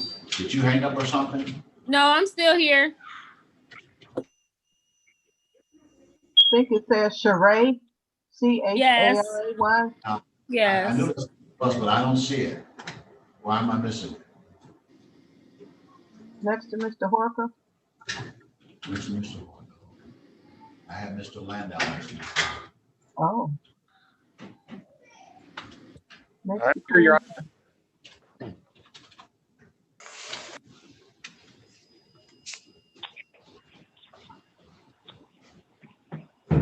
I don't know why that's so difficult coming up. Say something. Say good morning to me again, Miss Smith. Good morning. I really don't see her. I mean, I saw it before on the charrette. Well, let me see if I can find it in the okay, I got you now. Okay. And this is number 1, is that correct? Can I get her case number, please?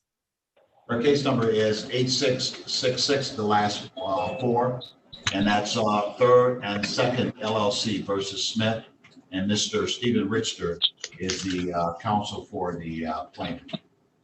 Ms. Sheree, there's your notification, ma'am. Thank you. Your Honor, before I joined that breakout room, about the case ending in 8654, which you already called, it appears Ms. Enright from our office is representing defendant in that case, but she's in another courtroom right now. All right. 8654, you said? Correct. What did I do on that one? I believe it was adjourned. I didn't catch the date. All right, got you. I did. I gave them a new date. And would you let Ms. Enright know regarding the new date? That date is February the 10th at 9:15. Thank you so much. All right, thank you.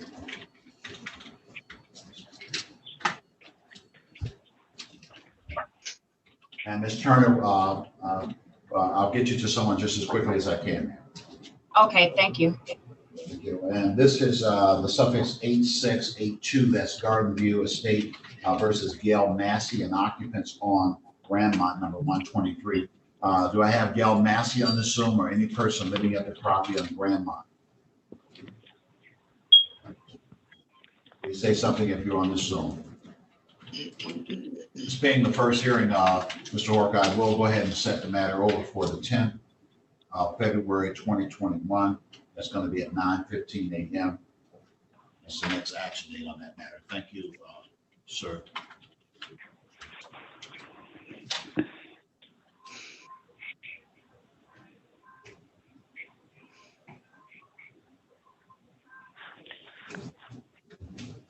Now, I know that Ms.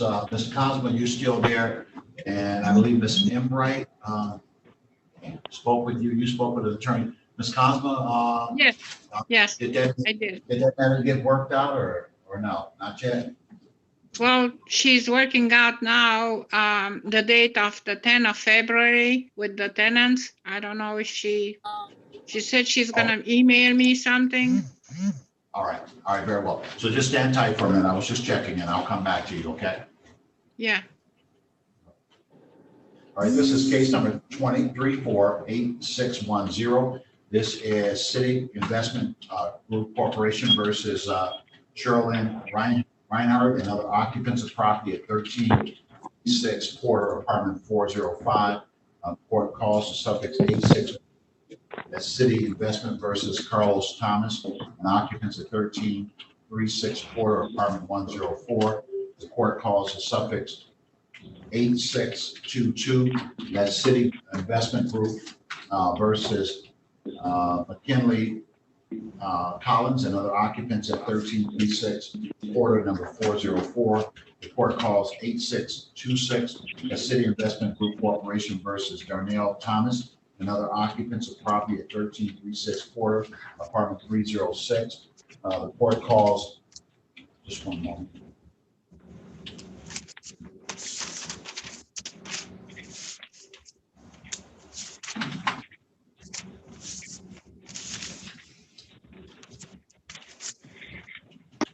Calls the suffix 6726. That's Randall Acquisitions versus and Property Management versus Jason Gaddis and other occupants of property at 16525 Cherry Lawn. The court calls the suffix 7802. Colin Jones and Amani Jones versus Sanika Russell and other occupants of property at 18437 Trinity Street. The court calls the suffix 23, strike the 203478110. That's Harbor Residential versus Tanisha Blevins and occupants of property at 5237 Bishop. The court calls the suffix 66. I'm here. Just hold this. I'll check on you in a moment. This is Lawton Avenue Holdings LLC versus Jennifer Cartledge and other occupants of property at 16197 Lawton, apartment B1. The court calls the suffix 8043. That's Bronze Service LLC versus Erica Crowder and other occupants of property at 15498 Bell.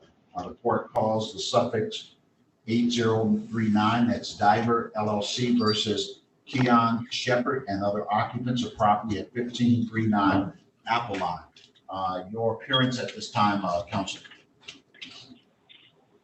Yes, Your Honor. May it please the court. My name is Dennis Flesland, P30289, appearing on behalf of the plaintiff in the called cases. I am standing in for Mr. Sagatti today, who is the attorney of record. All right. And sir, are there any matters that stand out to you as having dismissals regarding this packet of items? Your Honor, there was a dismiss. I don't know if you called the cases, but in your courtroom, we should have a dismissal of 8622, of 8618,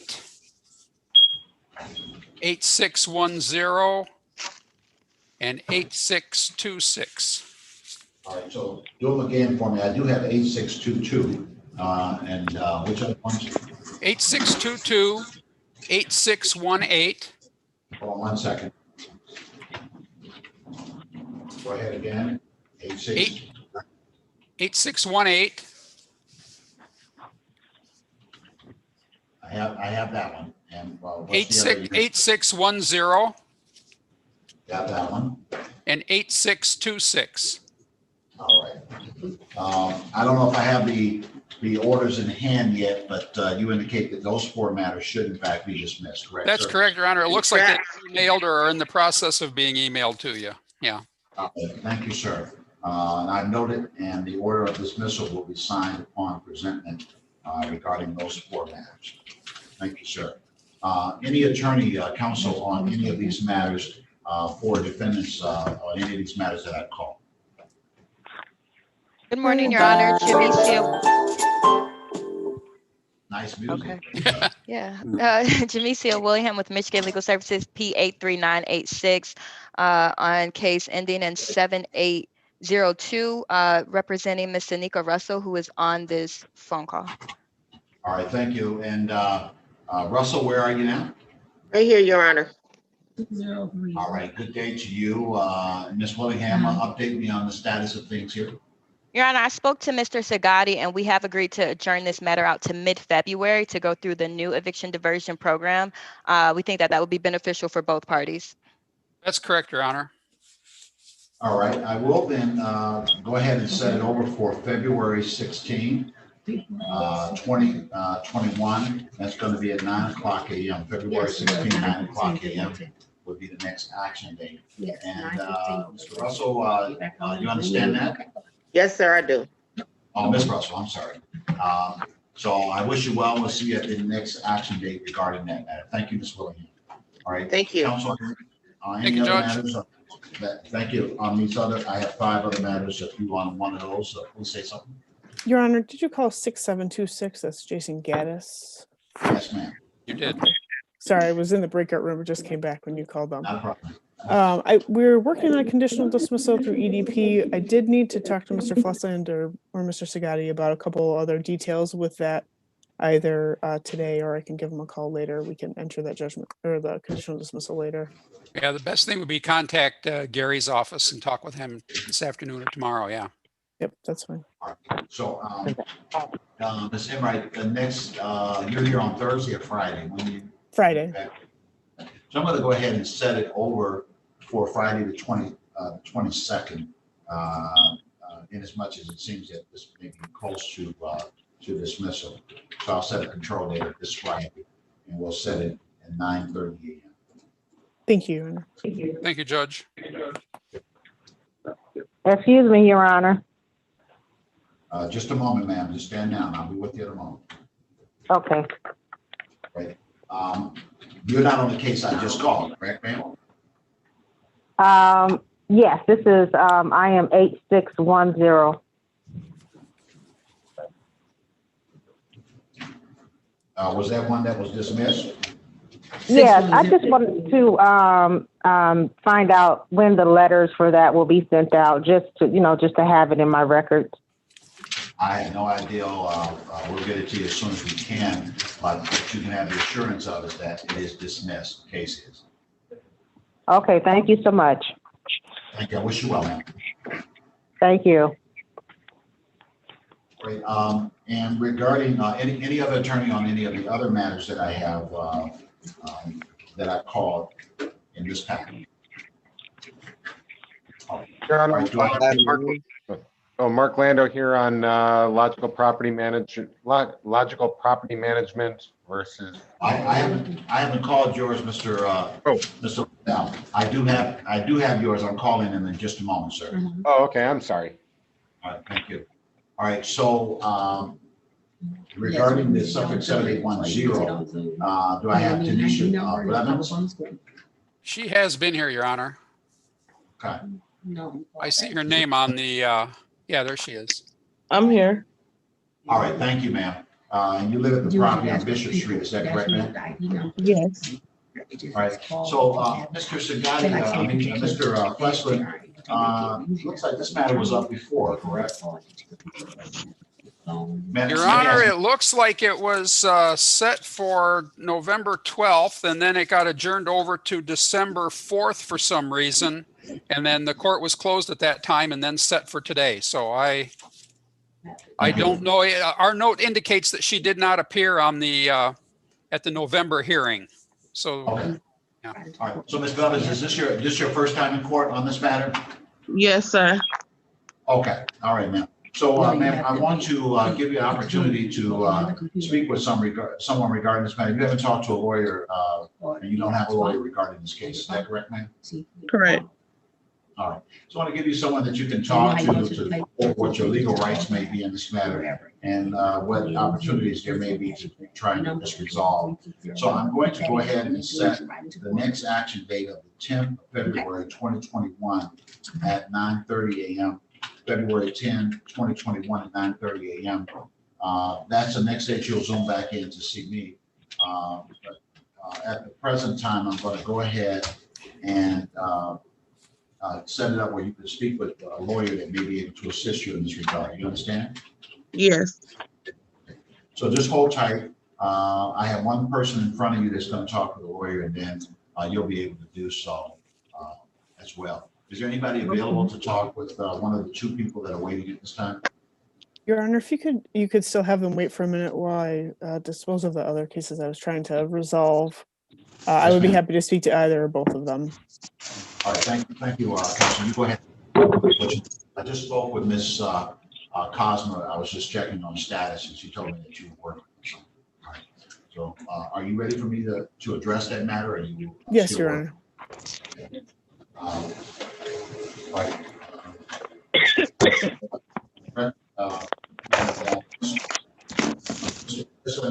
We still have three matters. I'm just going to interrupt, and I'll come right back to your three matters. Regarding the subject 7060,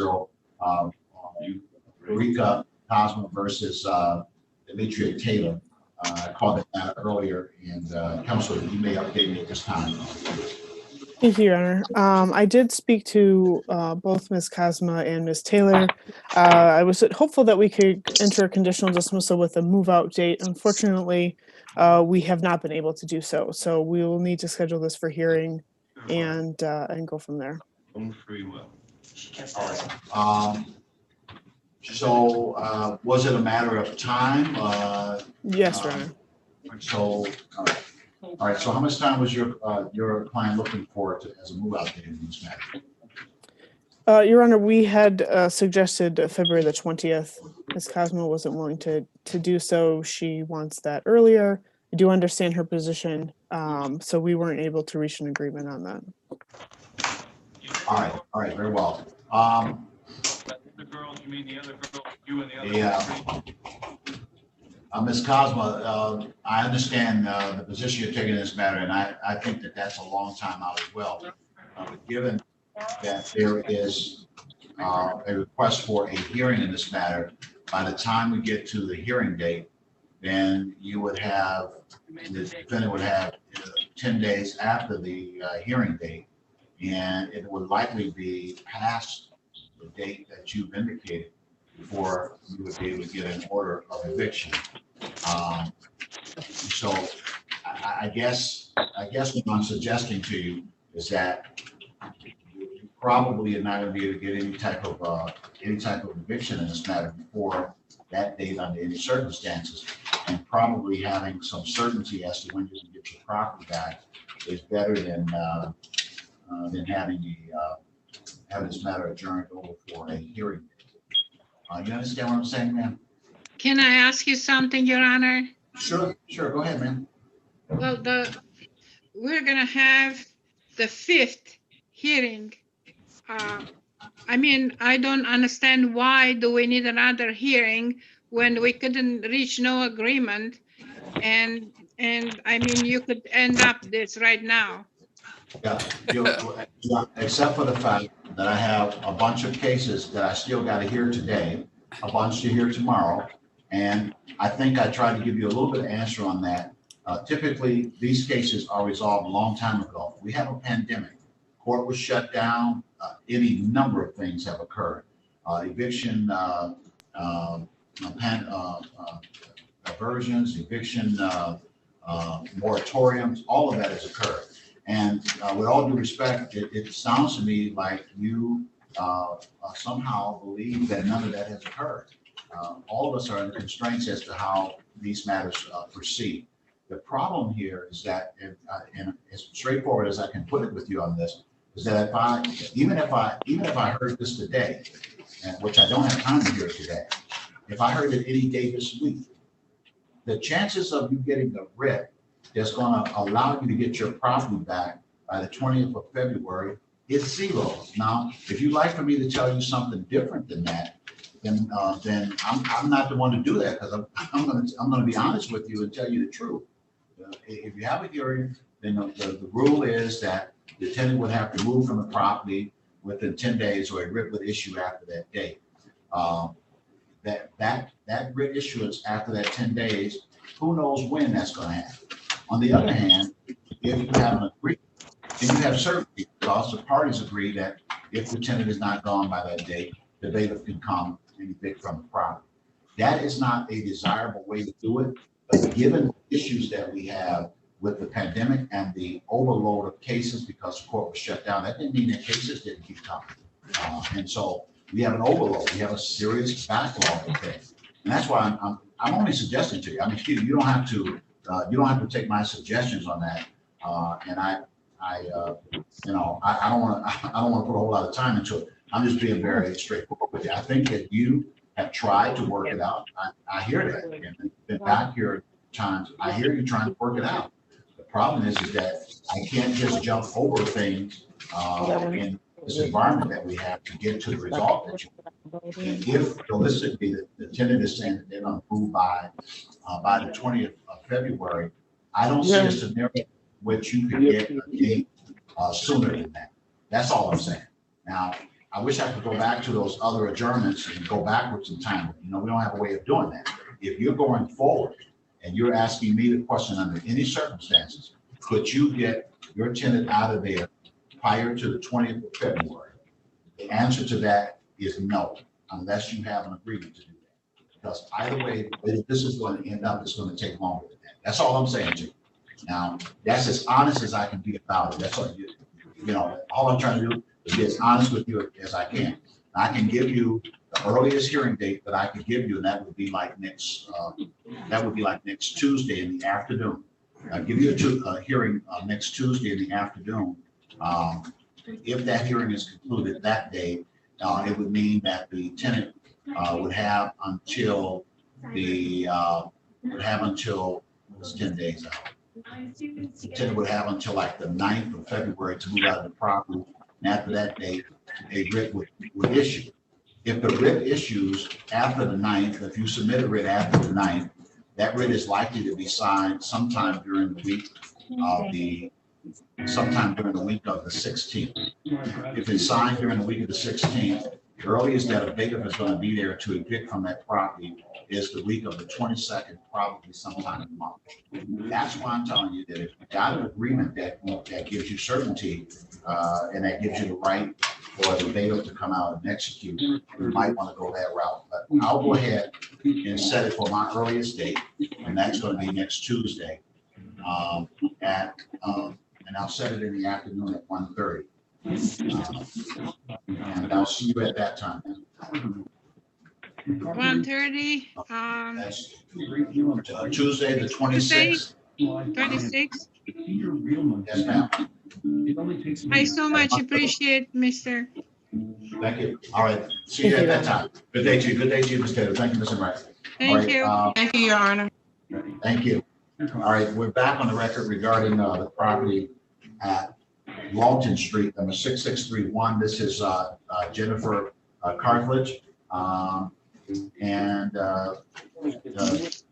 Do I have Jennifer Cartledge on this Zoom? I know that Plans Counsel, Mr. Westland, is present. Yes, Your Honor, I am here. All right. Do I have Ms. Cartledge? Right. This matter was previously adjourned until today's date. And it looks like the defendant has not appeared. Counsel? Yes, Your Honor. Defendant has not appeared. 2 hearings. I would ask that a default judgment be entered at this time. We show $4,700 in unpaid rent, court costs of $157.50 for a total judgment of $4,857.50. Judgment will enter at this time by default on the terms and conditions as prayed. The court would order that the conditions be complied with only before the 1st of February. After that date, a writ would issue allowing for eviction from the property to be so ordered. Regarding the suffix 8043, this is Rules Services LLC versus Erica Prowler and other occupants of property on Hardwell. If you're in the Zoom on Hardwell, please say something at this time.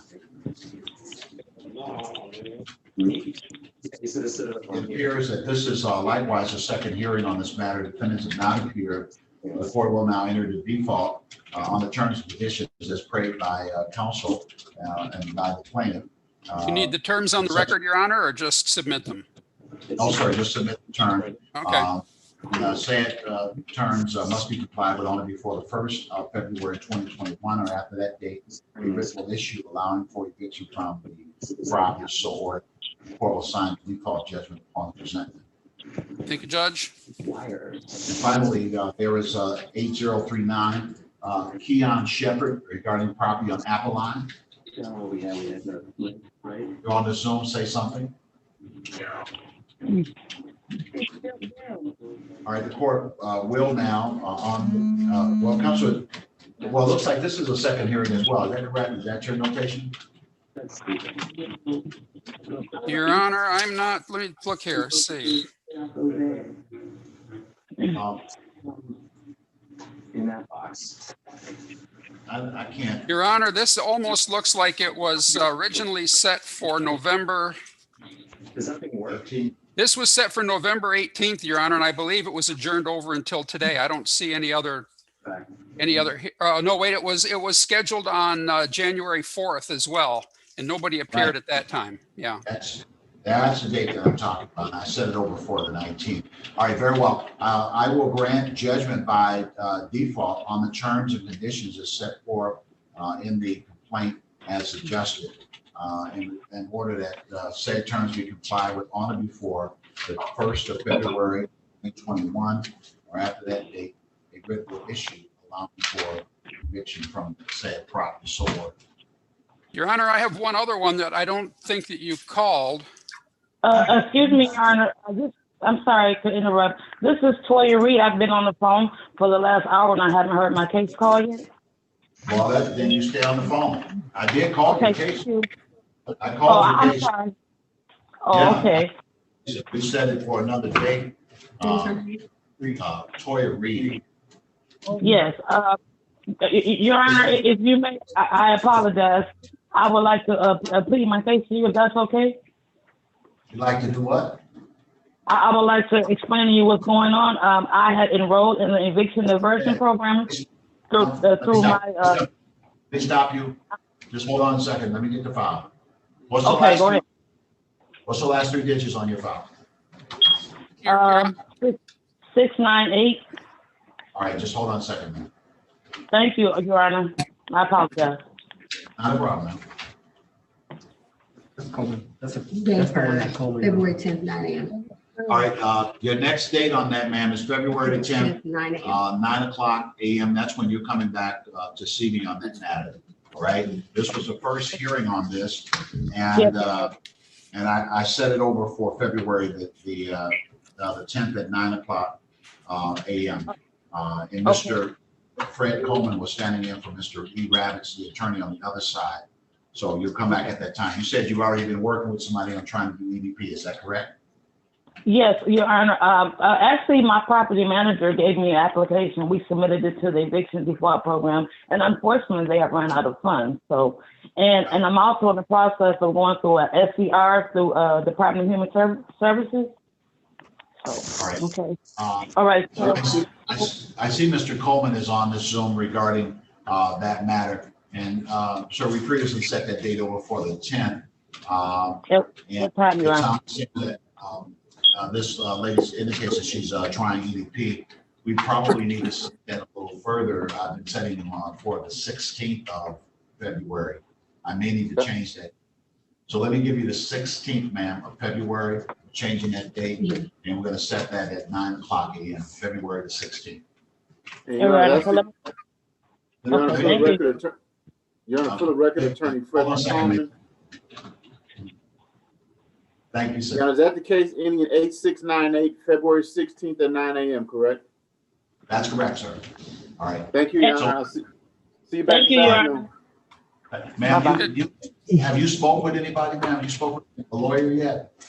No, I have not, Your Honor. This is Toya Reed. No, I haven't. All right. Thank you, Ms. Reed. So what I'm going to do is I'm going to go ahead and and set it up for you to talk to somebody today, just to try and get this on track. You can go over the EDP stuff that you've already gotten involved in and tell what's wrong with that, and then maybe get things aligned so when you come out on the 16th, everything will be lined up. You understand? So February 16th at 9 a.m. and you want me to stay on the hold for a lawyer right now? Yeah, stay on, so I can get somebody to talk to you right now, okay? It's gonna take a Thank few you, minutes. But it's okay. Yeah, You have a good day. Thank you. Your Honor, did you call Gotti 682? had one that you didn't call. Yeah, go ahead, Mr. Sagatti. I'm sorry, Mr. Fleshman. Tell me which one you're talking It's about. 7837. The court, the Register of Actions has the wrong attorney on that matter. They misprinted or mistyped the bar number and have somebody from Grand Rapids as plaintiff's attorney. 313? 7837 be group 313 Group LLC versus Ladaja Stearns and all occupants at the property on Neff Street. Yeah, he called that. Court reporter, what did you say? Said you did call that. You entered a default. All right, I entered a default regarding that matter, correct? Correct, yes.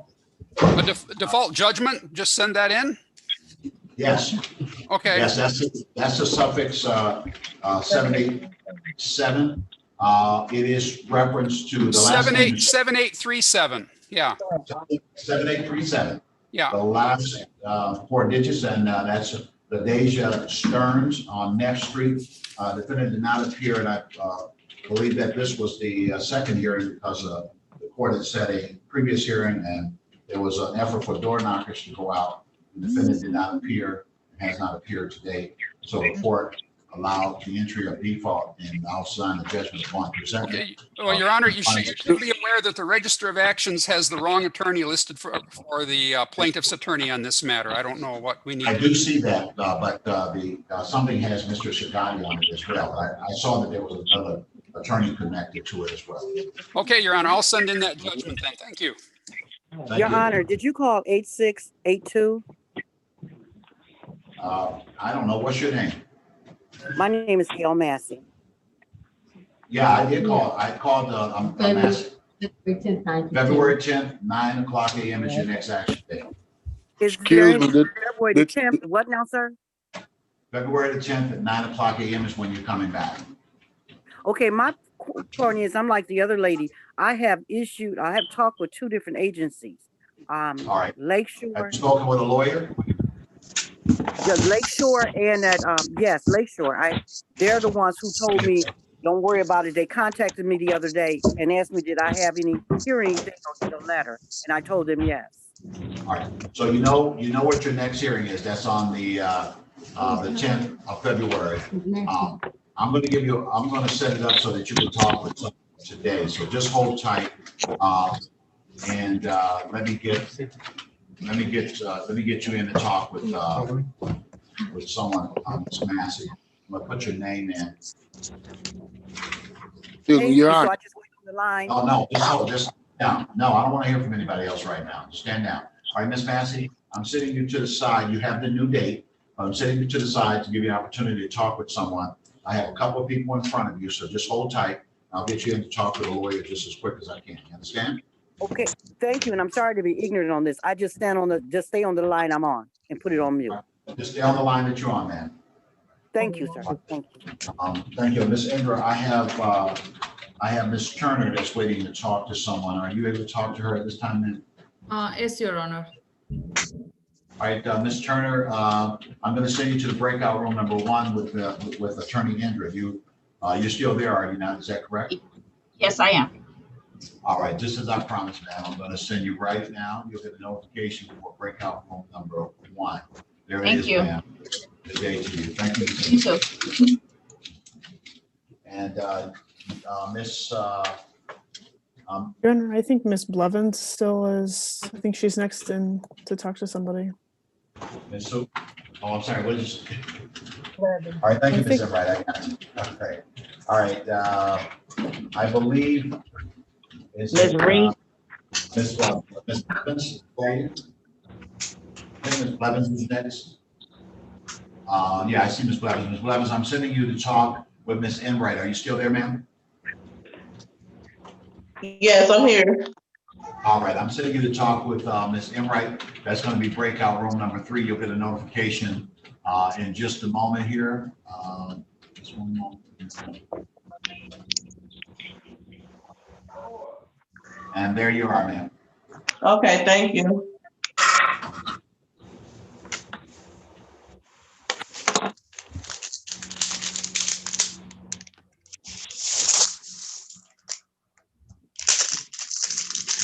All right, and Miss Reed, you're next.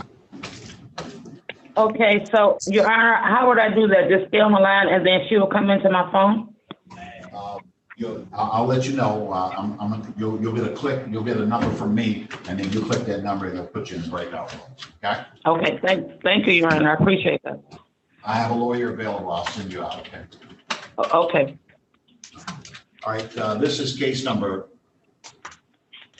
23-48027. This is Logical Property Management LLC versus Rodney Stewart and other occupants of property at 19303 Fairport. The court also called suffix 8023 Logical Property versus Tamara Brewer and John Dismuse and other occupants of property at 19515 Hamburg. The court calls the suffix 8031, that's Logical Property Management versus Bianca Lumpkin and other occupants of property located at 1038 Somerset. Your appearance at this time, counsel. Good morning, Your Honor. Mark Lando. Good afternoon, Your Honor. Mark Lando with a very heavy heart on behalf of the plaintiff. Thank you, sir. Let's see what's going on here. I know that the suffix 8027, that one has been reset from a previous date and time. Do I have any attorneys representing any other parties on either of these 3 matters? Speak up. Judge, if it please the court, Steve Lockhart, P32090 for Miss Lampkin in file ending 031. All right. All right. And Mr. Lockhart, you can update me, if you will, on that matter, sir. Judge, Mr. Landau and I chatted earlier. We'd like to adjourn this to mid-February to take advantage of the second version of EDP coming out. My client has made a good faith large rent payment in the interim. All right, so I will go ahead and reset the matter for the 16th of February, 2021. I'll go ahead and set that at 9:15 a.m. Do I have? Judge, may I interrupt you? I'm sorry. Yes, sir. It's very inconvenient when you set Housing Coalition and MLS dates for a Lakeshore court date. Could you, if Mr. Landau can accommodate, could you put this for a Monday or a Thursday? I'll absolutely put it over to the 18th, and I'll never inconvenience you if you just remind me that I'm moving in the wrong direction. Judge, I appreciate that. All right. 218 at what time, sir? A lot of moving parts. The 18th of February at 9:00 a.m. That works out okay for you, Mr. Landau? As long as it doesn't inconvenience Mr. Lockhart, then I don't mind any inconvenience that I may have on the 18th. I know we have to learn to make that a priority. I've been working on it, but all right, sir. Thank you, Mr. Lockhart. That's a new day. Take care, everyone. You take care as well. All right, regarding, and then the suffix on that was 8031. Do I have anyone on circuit 8027? That's Logical Property versus Rodney Stewart. Do I have anyone on that matter? That's on Fairport. Anyone on that matter? This is the second hearing regarding this matter. It appears the defendant has not appeared. Court will grant default judgment and will set the matter. Judge, it's very hard to hear. It's a lot of interference. Yeah, I know. Should they mute themselves? No, that's okay. I got it. Thank you, madam. All right, the court will enter judgment by default on this matter on terms and conditions as prayed as updated and require that same conditions be complied with on or before the 1st of February or after that date, a writ with issue allowing for eviction from the property is so ordered. I'm on the suffix 8023, and that is Tamara Brewer and John Dismukes regarding property on Hamburg Street. I'm here. This is Tamara Brewer. All right, I see you there, ma'am. Thank you, Ms. Brewer. Just one moment here. And you've been here before, Ms. Brewer, is that correct, ma'am? Yes. All right. And did you speak with a lawyer the last time you were here? You had someone assisting you on this matter, is that true? No. Oh. Okay. Just one moment. Your Honor, my notes indicate that Ms. Brewer did not appear at the January 4 hearing. Yes, I did. Well, that's what his notes show. Okay, you're here now. All right. Yes, I had, excuse me, Your Honor, I had appeared at the court because first y'all sent the paper in, and then we had to go to court. Then the court person said we had to come here, do it on Zoom, and we did it on Zoom, and I talked to you at the end of your session. Yeah, during the session, that's why counsel's notes say that you weren't here because you weren't here at that time. That's okay. You're here now. I gave you another date, and you're here. If we're all set. Okay. When there's something to fight about, we'll let you know. And, so let me see if I can get you in to talk with someone regarding your rights in this matter, speak with a lawyer, and ways that you might be able to get this matter resolved. So I'm going to go ahead now and set the case for a new date. That date is the 10th of February, 2021, and that's going to be at 9:30 a.m. That's the next time you come back to see me on the 10th of February. Right now, I'm going to set it up so that you can talk with a lawyer. So don't go anywhere. And I will get you Okay. Your Honor, don't put her in with Mr. Lockhart if you're going to give us that date. Oh, not a chance. Excuse me, Your Honor. Did I call your case? Oh, wait, number one. All right, who's that calling your honor? Who's that talking? Cordero McKellar. Yeah, I don't think I've called your case yet. Oh, okay. All right, I don't think so yet. I haven't forgot you. I'm waiting on the lawyer to come in. Okay, let's go. Your Honor, if you can let me know which attorney is going to be speaking with Ms. Brewer, then I can email the ledger to that attorney to have a more informed conversation. I'm not sure which one, but it would either be, looks like either Miss Enright or Miss Ingram. Those are the two that are speaking with first, but I don't know if they're both out now. And so that's what's okay. And Mr. Dunn, I'm coming to you in just a moment here, sir. Excuse me, Your Honor. This is case number 23-48686. This is Vito and Kim Taco versus Chiquita Oni and other occupants of property on Seward Street, 120 Seward. Good morning, Your Honor. Costanzo LaJoy appearing for the plaintiff. Morning, Your Honor. Robert Santiago, Michigan Legal Services, on behalf of the defendant. Mr. Santiago, your volume is I'm sorry, Judge. My mic was up in the air. Sorry about that. Robert Santiago, Michigan Legal Services, P57157, on behalf of defendant Chiquila Oni. All right, thank you. What's going on with this, Mr. Santiago?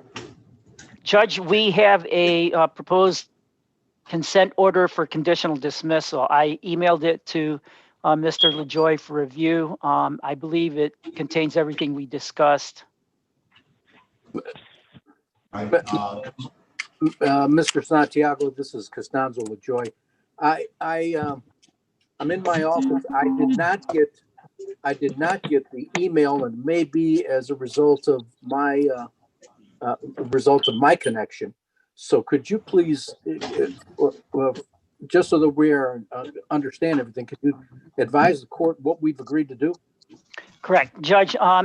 This is a non-payment case. It's going to be converted to a termination of tenancy.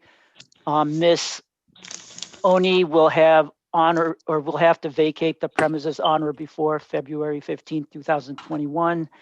She will be required to leave the door key, mailbox key, and if there is a gate card, I'm not sure, then she has to leave those inside the residence when she vacates.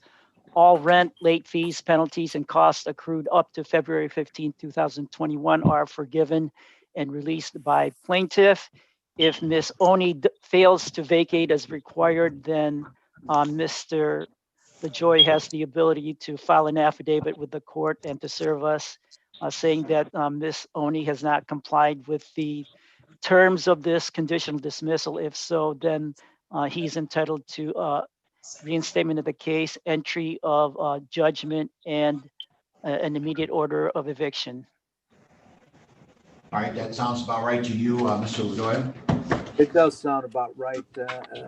And I would just ask Mr. Santiago to send the proposed order to my other email at clajjoy@morepenalaw.com. Mr. Toko, are you on the line? Yes, I am on the line. Okay, did you hear that? Did you hear the terms and conditions? Yes, I heard. Is there And anything Mr. Toko, you're in agreement with those terms, sir?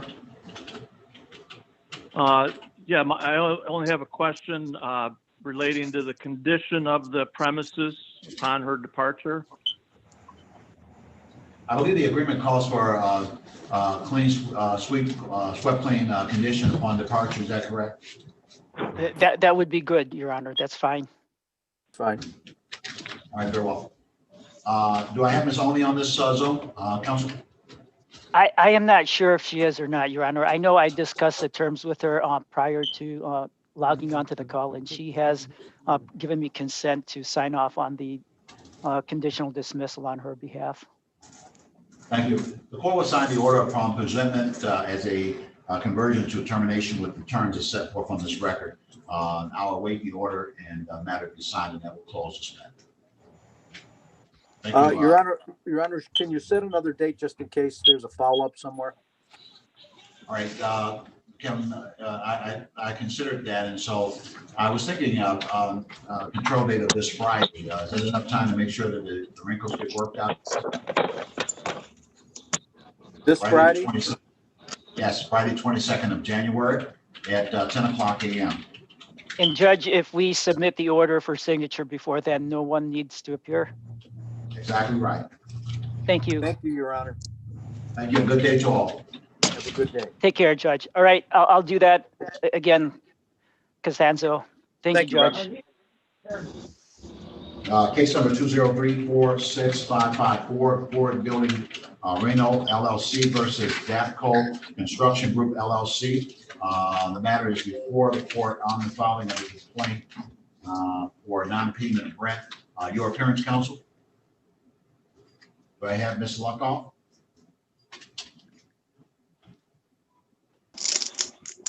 We would call that matter.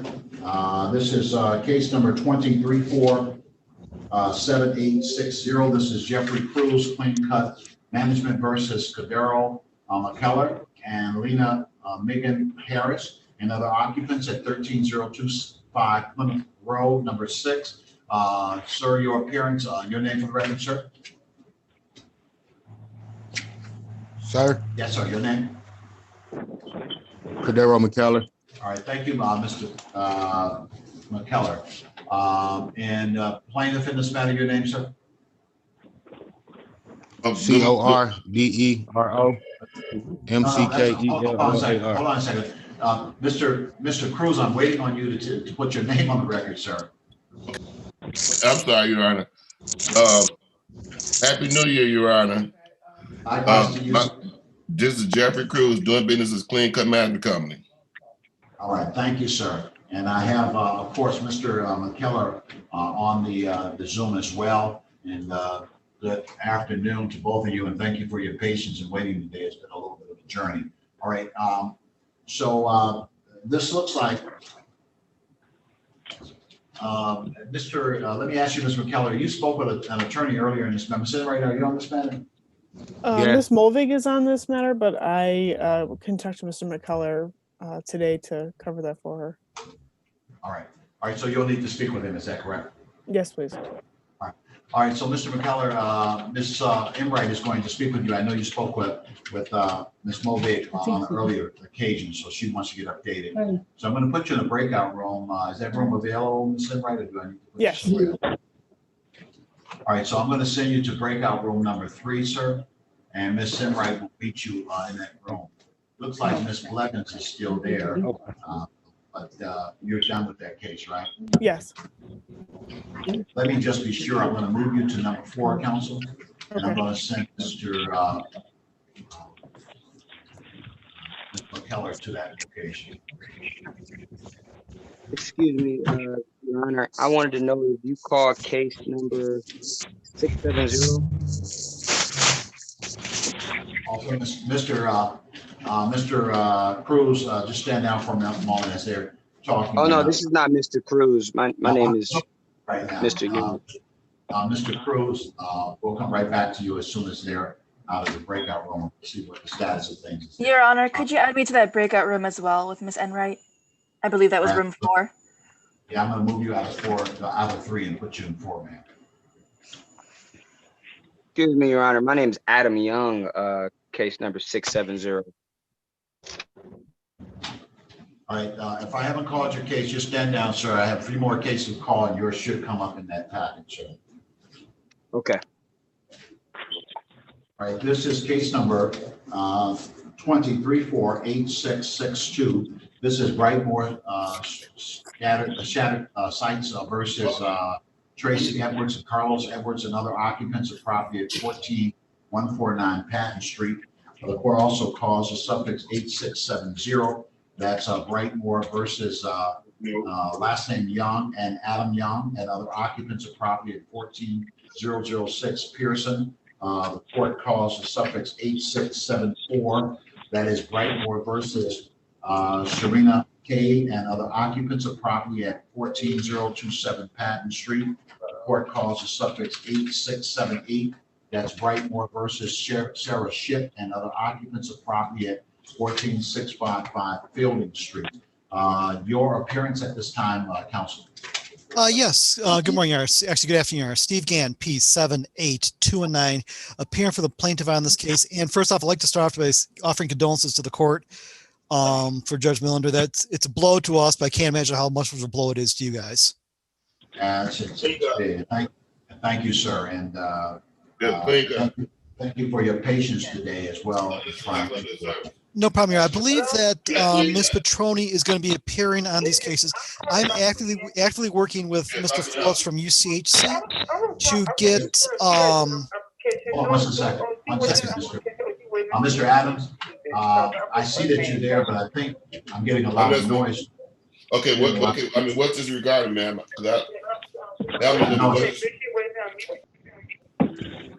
We took care of that. All right. So let me, Mr. Gann, let me go to Ms. Petroni. I believe she's on at least one of your matters. Ms. Petroni, go ahead and your appearance on the one that you're on. You made this time. Yes. Good afternoon, Your Honor. Alyssa Petroni, P82293 from Michigan Legal Services.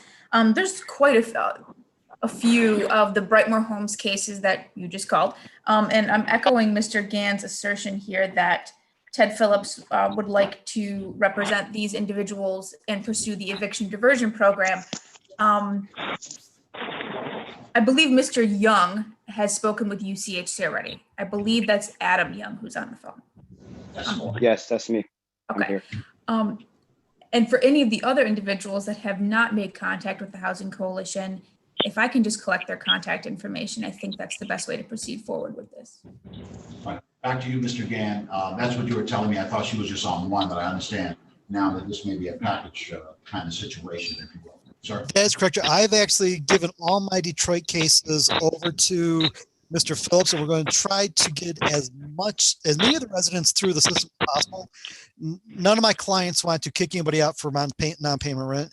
they would love to get the old EDP or the new SIRA funds, and we're willing to work through that. All right, so I will then set these matters over that 16th date of February is what we've been working with, or any day that week that works for everybody. I'll set it in or later if necessary, because I know that everybody's waiting for that second set of funds to kick in. You know, Your Honor, unless Ms. Petroni has any objection, I'm thinking maybe even later in February, just to give them time, because I don't think we're going to know all the facts about the SIRA funds till early February. And I know it's a lot of paperwork for UCHC to process. Yeah.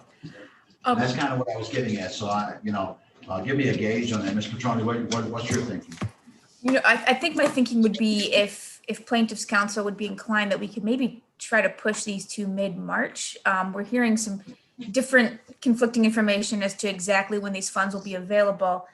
And just to ensure that these matters do get resolved and to be adjourned again. That's the bad news that I've been hearing. I call it bad news. The bad news that I've been hearing is that this is more like middle February. It's middle March. That's the news that I've been hearing. I've been setting them for the 16th in hope that something may happen and we'll at least have some information to get started with the process. But the latest information that I got is that realistically we're talking mid-March.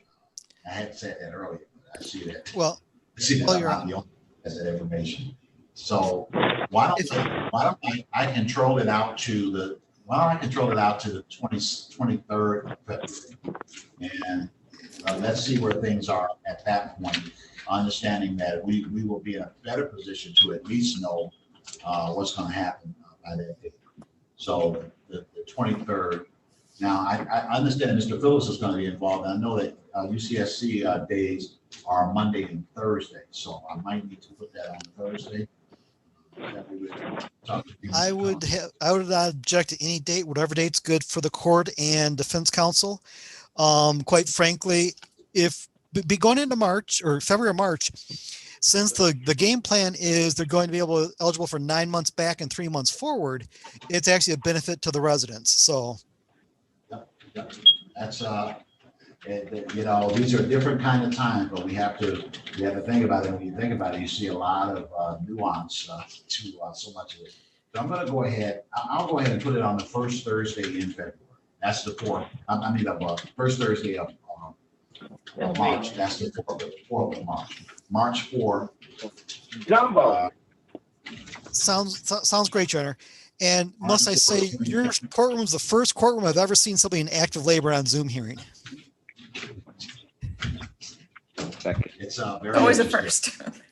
It's always a first, and we're setting those over at 9:00 a.m. on that date before. Mr. Adam, Mr. Young, you understand what's going on here? Is that correct, sir? Yes, I do. Thank you. All right, you got the date and everything, sir? Yes, March 4th. And yes, sir. If I may, Mr. Young, do you have the ability to reach out to UCHC? Ms. Prone, do you have his contact info? I will message Mr. Oh. Go ahead. Go ahead, Mr. Young. I'm sorry. Oh, I did reach out to a package yesterday. He gave me his contact info and told me to contact him after the hearing was adjourned. Perfect. Okay, what about, do I have Edwards, either of Edwards on this Zoom? Say something with you. The Edwards are at 141409 Patton Street. That's file 8662. Do I have the Cade on this Zoom? Serena Cade on the Zoom, if you're here to say something. And they're at 14027 Patton Street. That's the suffix 8674. Their first name is Shirina. Do I have Sarah Ship with 2 P's on the Zoom on Fielding Street, 14655 Fielding Street. That's the suffix 8678. So all of these are set over. Thank you so much for your time, Your Honor. Thank you and good day. Stay safe. Thank you.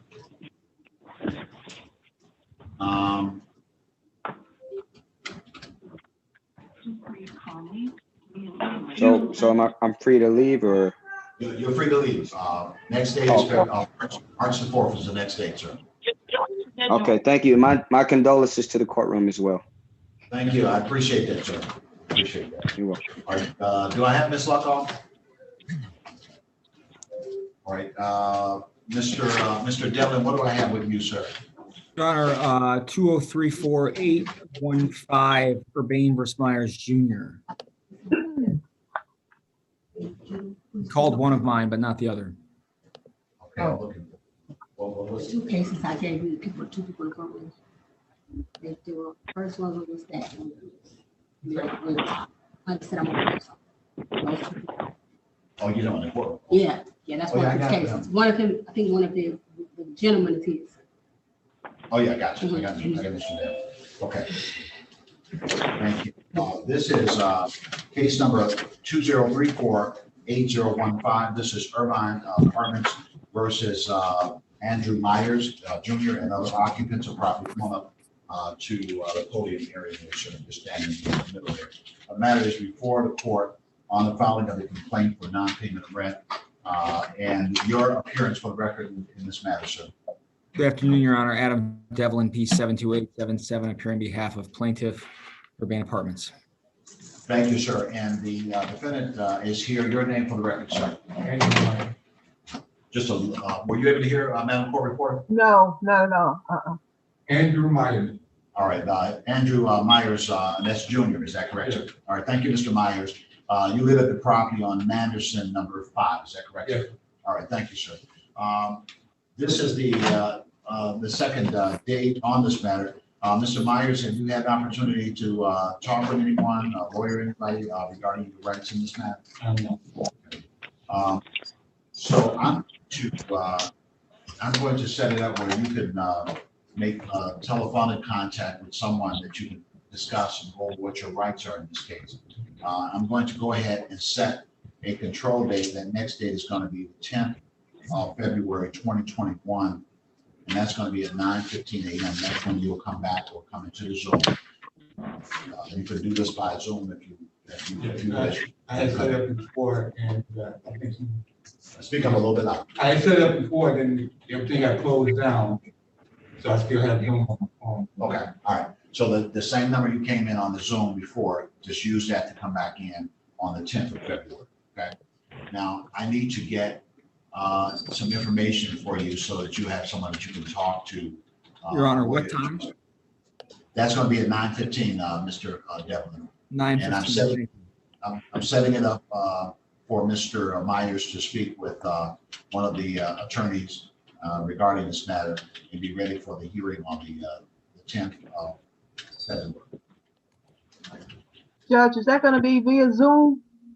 Yeah, Mr. Myers is going to come in by Zoom on that day. So he wasn't sure, so he came on down, but he'll do it by Zoom. Thank you, Your Honor. So, sign off. Thank you, Mr. Devlin. And I'm going to get him connected to a lawyer that he can call in. Sounds great, Your Honor. All right, thank you. So, Ms. Indra, can I give him a number where he can reach you to discuss his case? That's Mr. Myers, who is in open court today. And can I give him a number where he can reach you and your office and talk with you about his case? You're on mute. You're on mute. Yes, Your Honor, I'm sorry. At this time.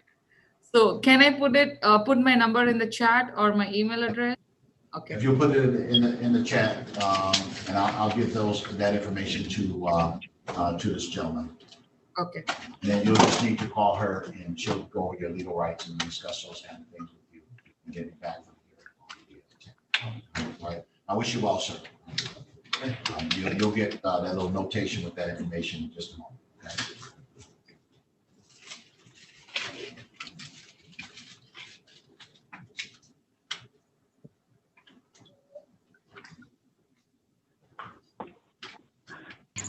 Hello, Your Honor. Hi, Ms. Enright. Is that Ms. Enright or Ms. Brewer? It's Ms. Brewer. Okay, Ms. Brewer, you were waiting to speak to someone, correct? Yes. All right. And Your Honor, Miss Reed too. I'm sorry. Oh, yeah, yeah. I know you two guys are there, and I was just waiting on lawyers to come back. Okay. Thank you. Thank you, Your Honor, before that, if I could speak to Mr. Cruz. All right. On the other Set that note. up just a moment, Ms. Enright. Sure, no problem. Are you able to talk with Ms. Brewer at this time, Ms.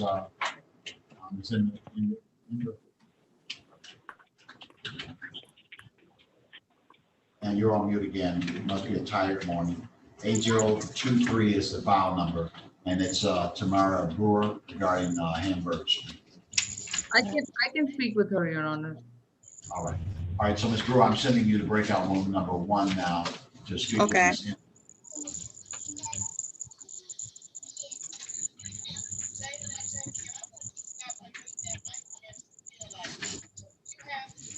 There you are, ma'am. All right. Ms. Enright, I'm Mr. Cruz. Let me see if I can get his attention. Mr. Cruz, if you're there, please. Mr. Cruz? Jeffrey Cruz? All right. Ms. Enright would like to speak with you in breakout room number 4. You okay with that, sir? No, we can take care of about the breakout room. I'm sorry? We can take care of about the breakout room. Well, she wants to talk to you about wherever the case is now, and I can't let you do it right inside the Zoom, and I'm trying to move on, so. Yes, Your Honor. I'll go to the breakout room with her. I appreciate it. I appreciate it, Mr. Cruz. Thank you. Yes, Your Honor.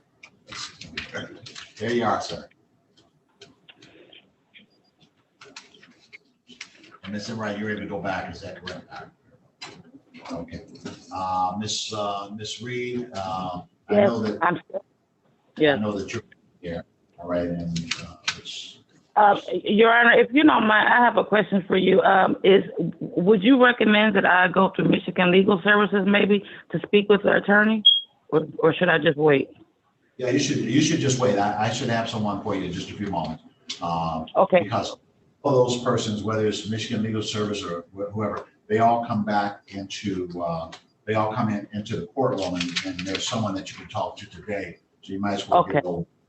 I know that you've been waiting, and no, listen, no problem. I mean, they're here to help me, so I'm willing to wait. All right, I appreciate that. I'm going to get you to somebody in just a moment. Okay, I'm right here. Okay.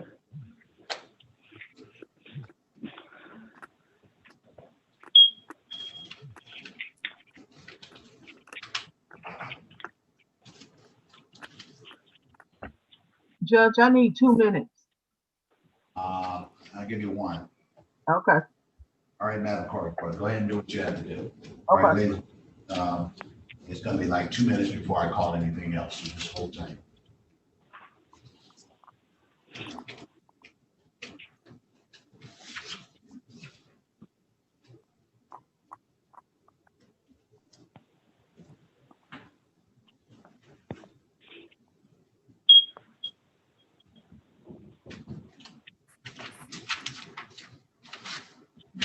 I'm taking that information down for you now.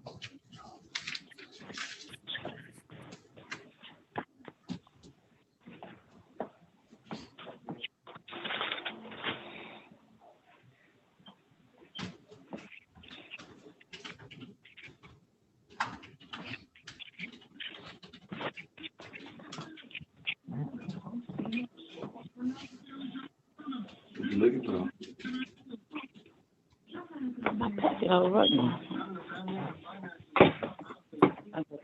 The judge just got to talking to me and find me a attorney.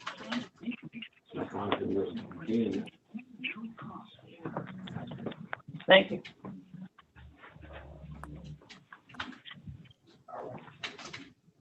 And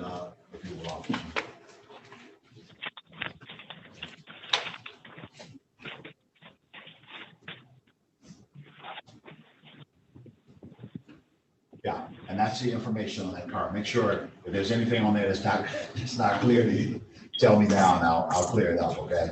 Because it's in my own handwriting. Well, yeah. Everything clear? Okay, all right, we'll see you on the next day, sir. Give her a call. All right. All right, I see that Mr. Cruz is back on the, which matter is that missing right? Clean Cut versus McKellar and Megan's Harris. Megan Yeah, I've already Harris, set it up. Date. Did I set another date on that or no? If you did, I missed that. I'm sorry, Your Honor. I don't think I did. All right.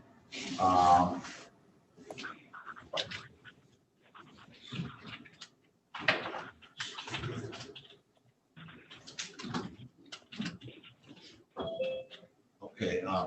Go ahead on that one. That was the one that Ms. Mulray was on. That was 7860. Thank you. That's correct, Your Honor. All right. Ms. Enright, if you'll update me on this matter. Certainly. I spoke to Mr. McKellar and Ms. Megan Harris. I also spoke to Mr. Cruz. He wants to proceed, is not interested in funding. So we are still asking for an adjournment because our clients can actually get into this new funding without the landlord participating. So that's the route that we're looking to go. That is not the route he wants to take, and I'm sure he will tell you that, but I'm looking for an adjourn date for this, probably the middle of February, to be able to know what that assistance will look like. This is filed as a non-payment of rent case, not as a termination case. But Mr. Cruz indicated to me that he doesn't want the assistance to have them pay the back rent. All right. And this is the first hearing on this matter as well, it looks like. Mr. Cruz? Well, no, someone else was in this earlier, correct? Okay, so it's not the first hearing. All right, so Mr. Cruz, I am going to go ahead and grant an adjournment on this matter, sir. And that adjourn date is going to be the 16th of February, 2021. I'll go ahead and set it at 9:00 a.m. Thank you, Your Honor. Your Honor? Yes, sir. Yeah, I do want to object to the adjournment and stuff. Can we get an escrow? I mean, this is the second, we already had adjournment just to get to this point. Right now we got outstanding $2,500 worth of rent outstanding due, Your Honor. All right. Your Honor? I'm back, Judge. Ms. Enright.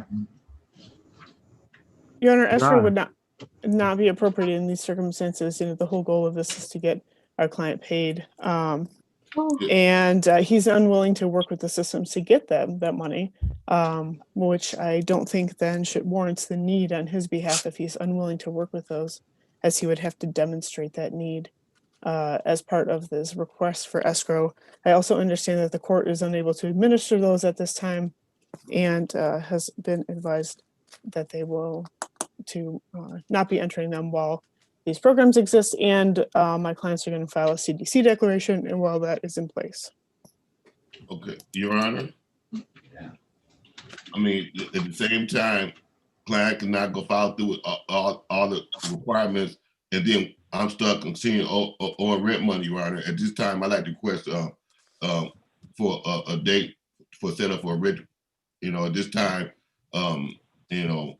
because I can't see no other avenue, Your Honor, because we just can't continue that rent pile up, Your Honor, and then we still got to make obligations, commitments, far to go, we already got to go down and check on the heat, which I have no problem doing it, but same time, the bills is coming due. I just can't, have people just stay in places without getting any kind of income, Your Honor. I mean, this is ridiculous, Your Honor. I'm just being, this is $25 worth of rent, and they buying new cars every 2 weeks and stuff like that goes. I mean, there's no emphasis being put on rent, Your Honor. I mean, this can't go like this. I'm just, it can't go like this. He had a German to do something, and ain't nothing happening. Part of goes the state's giving time. At this time, I just request 10 days for me to get possession. All right. I understand everything that you're saying, and obviously part of that is a function of the times that we're the times that we're dealing with. And I think that you already know that. I don't have a mechanism to really set up the escrow type situation right now. I know that Ms. Enright's office does not handle that. I also know that the court doesn't really have a mechanism for doing that right now. So I'm going to go ahead. I'll go ahead and set it for the 16th of February, 2021. And I'm putting a notation on the file that that date, if we've not got something to resolve it, I'll go ahead and figure out a way to conduct the hearing on that date. So, Judge, is that case 7860? Which case is that is correct. Okay. Were you on the record on that? Because I forgot that you were away for a couple of minutes. Yeah, I picked it up, but I just didn't know which clean cut case. We can't do it. Okay, Your Honor. Your Honor. Yes. Now, and what if I want to turn it to a money judgment? Can I do that? Well, if you follow the procedure, sure you can. Yeah, you can certainly amend and follow the procedures and do the personal service, and you would be entitled to a money judgment. If you follow the procedures. And I understand your frustration. I'm trying to deal with the legal implications of it. I do understand your frustration. I understand his frustrations on all sides of this. It's a difficult place that we're in right now, and I have to work with that as best as I can, as well does everybody else involved. We still stuck owing money. Just to wait. You're breaking up now. All right, Your Honor. I'll do the money judgment. But yeah, I'll say it. If I may address one other thing. First of all, he didn't file as a money judgment. Second of all, Mr. Cruz, while he did file this case as a DBA, there are a number of corporations that are clean cut management. So if I have some concern that there's some blurring of the lines of whether this is a DBA or a corporation, considering that both of those exist. So I am concerned that while this is filed as a DBA, there's a corporation in the same name, which Mr. Cruz is the registered agent of, which would require him to have an attorney at this hearing. I understand that. I would suspect that if he's filed it as a DBA, and he's indicated that it's a DBA, that gives him the right to stand without a lawyer in this matter. If, however, I guess what Council is raising, that there is some indicia that it may not be a DBA, if it's somehow demonstrated that it's not, obviously I'll have to take that into consideration. I don't think that that's I'm not just knowing Mr. Cruz has been before the court a lot. Ms. Enright is here a lot. I don't know that that's a significant issue in this case, but if it comes up, I'll take a look. All right. I just want to make sure we're all on the same page. Thank you, Your Honor. DBA verify that last 30 years. Can't hear you, sir. I got them paper to verify that, so that's not. All right. You said you got the papers to verify that. All right. Perfect. Thank you. Wish you all well. Thank you, Your Honor. I have a question, please. Oh my God. This is case I have number a question. Hello.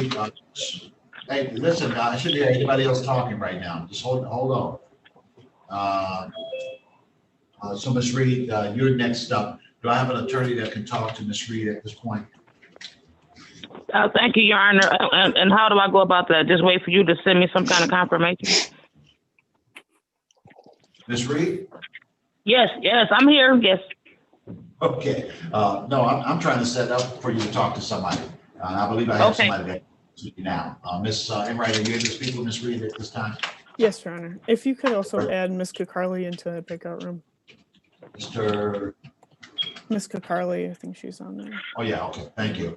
And I'm going to send you, Ms. Reed, to breakout room number 4. You're going to get a notification from right now to go there. Okay. Thank you, Your Honor. Hello? And there you go. And I believe that I've already given Ms. Kakari. Ms. Kakari is already there. So Ms. Enright, you just need to click back in.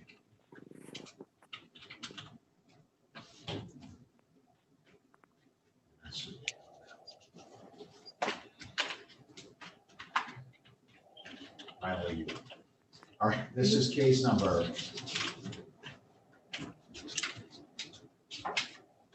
23-48602, River Terrace Apartments versus Sinead Adams, and occupants of property in the city of Detroit at 7726 East Jefferson, number 102. The matter is before the court on the filing of complaint for non-payment, strike it for health hazard. All right, so it looks like this is the first first hearing date on this matter. That's your understanding as well. Okay. All right, so ma'am, you've probably learned more about these cases than you care to. But given that it's the first hearing, the court sets a new date for the matter, and that date is the 10th. That date is the 10th of February, 2021 at 9:15 a.m. That's the date that you'll return on this matter. Have you have not had an opportunity to speak with a lawyer or talk with anyone regarding this matter? Okay. So I'm going to set it up so that that you will have opportunity to talk with someone regarding this matter. I'm going to give you a lawyer that you can contact and go over your case and discuss what your rights are regarding this matter. Do you understand? Yes. Okay.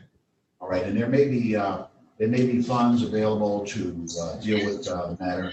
Also, I understand that it's a health hazard, a claim of health hazard in this case, and so that your attorney will go over that issue with you so that you'll be able to understand what the implications are. You understand? All right. So I've given you the next date.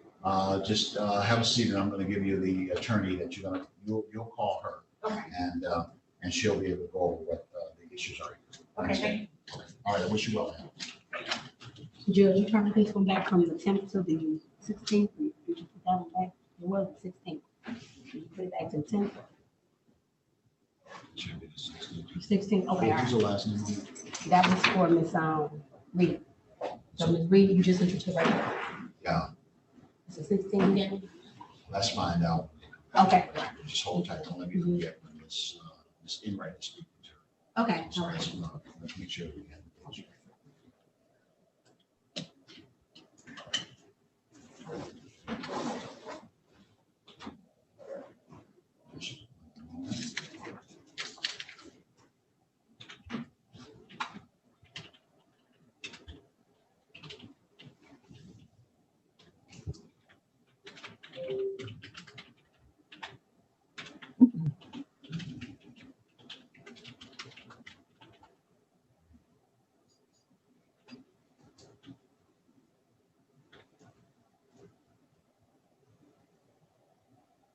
Now, the attorney I'm giving you is Miss Indra. She has an Indian last name, so we just call her Attorney Indra. So you'll see that name on there. And I'm going to give you the number to reach you. Welcome back, Miss Indra.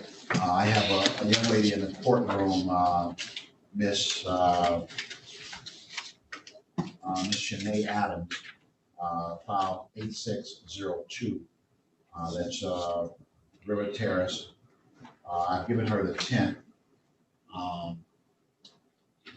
to come back at 9 o'clock, strike at 9:15 a.m. And I told her that I'm going to give you your number so that she can contact you and go over issues in this case. It is a complaint for a health hazard case.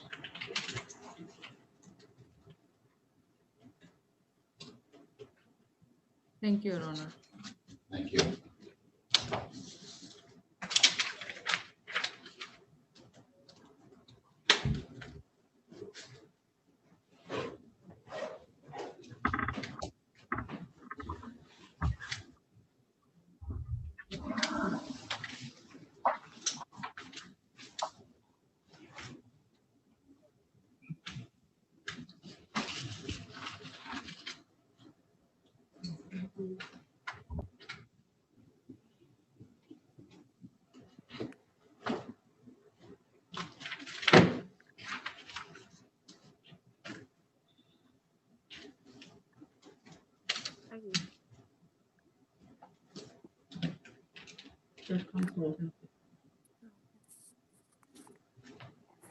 can hear you. Yes.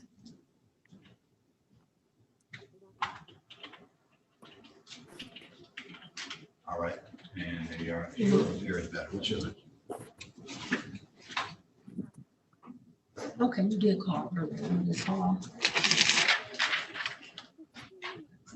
Leave her happy. Thank you. All right, thank you, ma'am. And are you gonna come in, you're gonna come into the Zoom next time? Probably so. Yeah, you can. Yeah, but you got the Zoom information, right? Yes, it's on the back of one of my pages. Yeah. And you can do it on your phone or anything, just download Zoom and then you'll be able to go into. I'll let them know that. Okay, thank you. All right, I wish you well. Yeah. This young lady is on the phone. She's in the hospital. Ms. Lieber, she's for this afternoon. Lieber just couldn't give her a date for 2:10. They called up from downstairs saying that she's in the hospital, but now she's on the phone. So we're gonna do that. Okay. All right. Your Honor. This is, I spoke with Ms. Massey. Did I not? Yes. All right, Ms. Massey, you're waiting to talk to a lawyer, is that correct, ma'am? Yes. All right. Ms. Indra, are you able to talk to Ms. Massey on this, this matter? 8682 is a suffix. It's regarding Garden View versus Gail Massey, and that is in relation to a case that Mr. Aaron Cox has. It's a non-payment action. Yes, Your Honor. All right, so Ms. Massey, I'm going to send you now to breakout room number 1. You're going to speak with Attorney Indra, and she'll go over the issues as relates to this case and your rights in this regard. You understand? Thank you so much. All right, thank you. Thank you for your patience, ma'am. I'm sending you to breakout room number 4. Thank you. Number 1, I'm sorry. There it is. Did I give you the date to come back? Oh, yeah.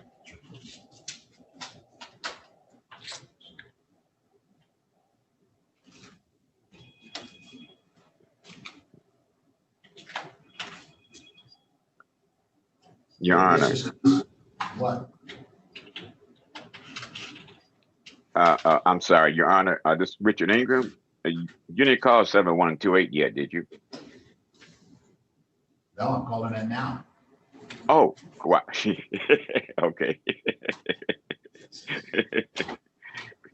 This is case number 20347128. This is Strongco versus Richard Ingram. The court also calls a suffix 7217. That's Jeff Cruzmato versus Tierra Solomon, and occupants of property on 14717 Manning.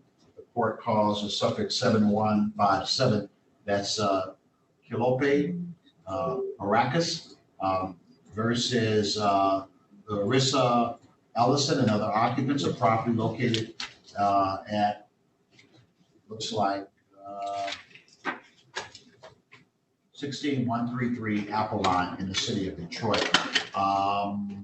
Ms. Willingham, I know you have something here, ma'am. I see your name all over it.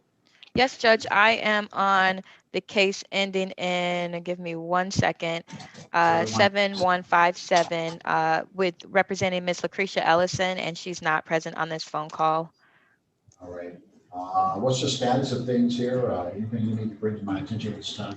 Yeah, so I talked to Mr. Abbott and we did agree to adjourn this out so she could go through the new eviction diversion program because that would help both parties with the new EDP. So we did agree to adjournment of mid-February. All right, so I will go ahead with the adjournment in this matter and set it over for February the 16th, 2020. That'll be the new date at 9:30 a.m. 2/16, 9:30 a.m. Okay, thank you, Judge. Thank you, Councilman. And Ms. Petroni, I know that Ms. Petroni was on one of these matters. It looks like the parties did agree to EDP, and I've received an order of consent dismissal regarding that matter. That's the suffix 7217. The court will sign the order at this time based upon the agreement of the parties. the matter will be conditionally dismissed. The conditions are set forth in the judgment and attachments thereto. So ordered at this time.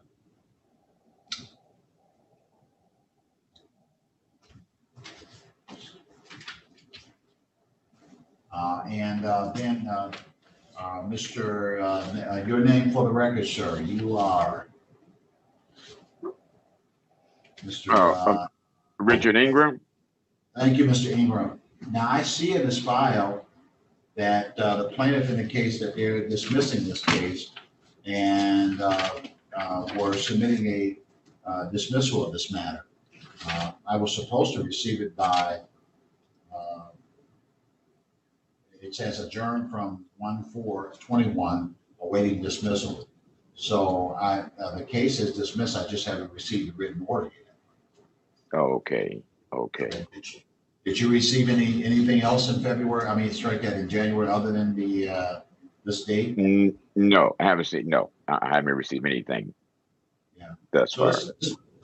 this case is dismissed. I guess you all got it resolved or something, but the plaintiff decided to dismiss this case.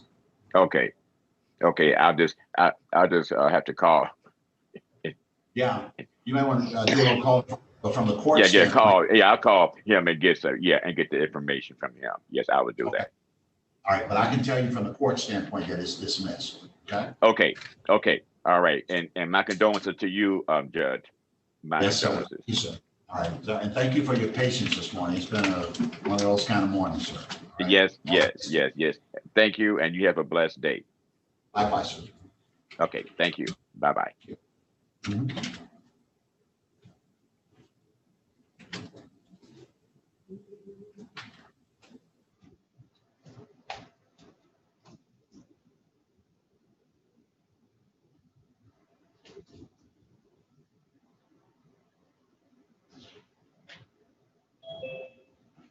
All of this is the afternoon stuff. Well, actually, this your afternoon stuff right here. These are afternoon cases. So, yeah, your afternoon cases. I believe, who was this one down here? I'm not sure. Is that it? You did have some for this afternoon, but they're sitting in their dismissal, so I'm taking them off. Put them up there. I'm glad because now the computer went down. Look. How many years off?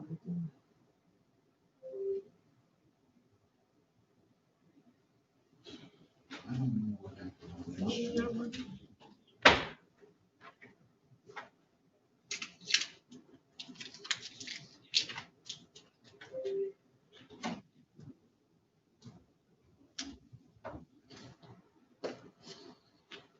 Looked like there was a default in there for this one.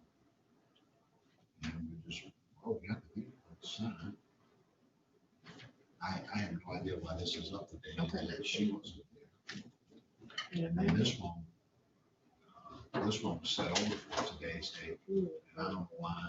Okay. I don't know why that, I called that one even not here, so maybe just set it over for the 10. Okay. Okay.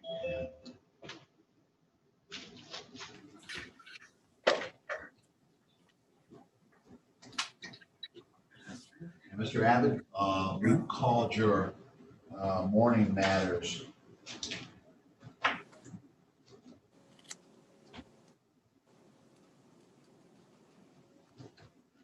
Yeah, I'm sorry, I was stuck in other courtrooms. Not a problem, sir.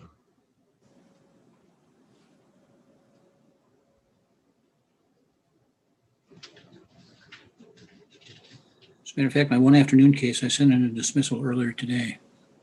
All right, my clerk was indicating the same, so we're working through that.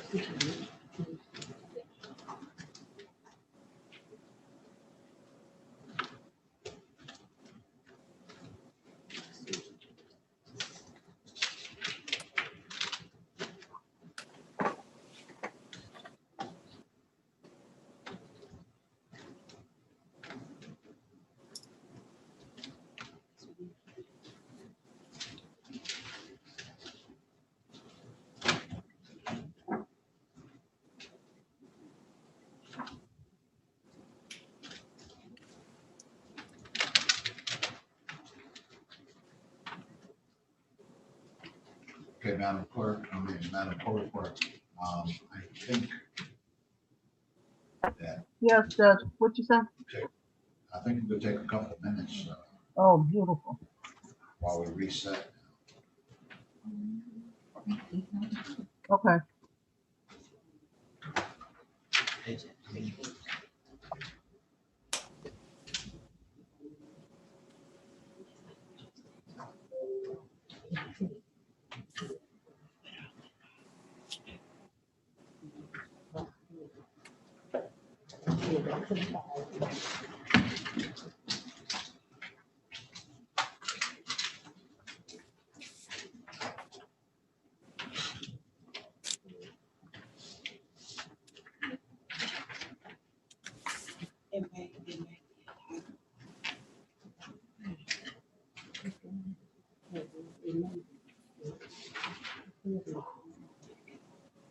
The computer don't work. Is your computer working? Is your computer? Yeah, what line? This here. You ain't got no icon. You gotta reboot. That's what I'm saying. I never, I hear you. It wasn't working. Let me see now. Girl. I just turn it on.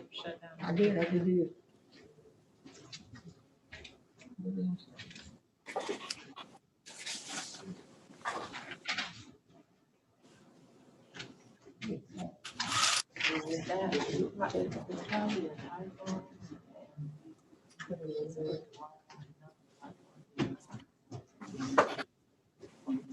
You probably on 16.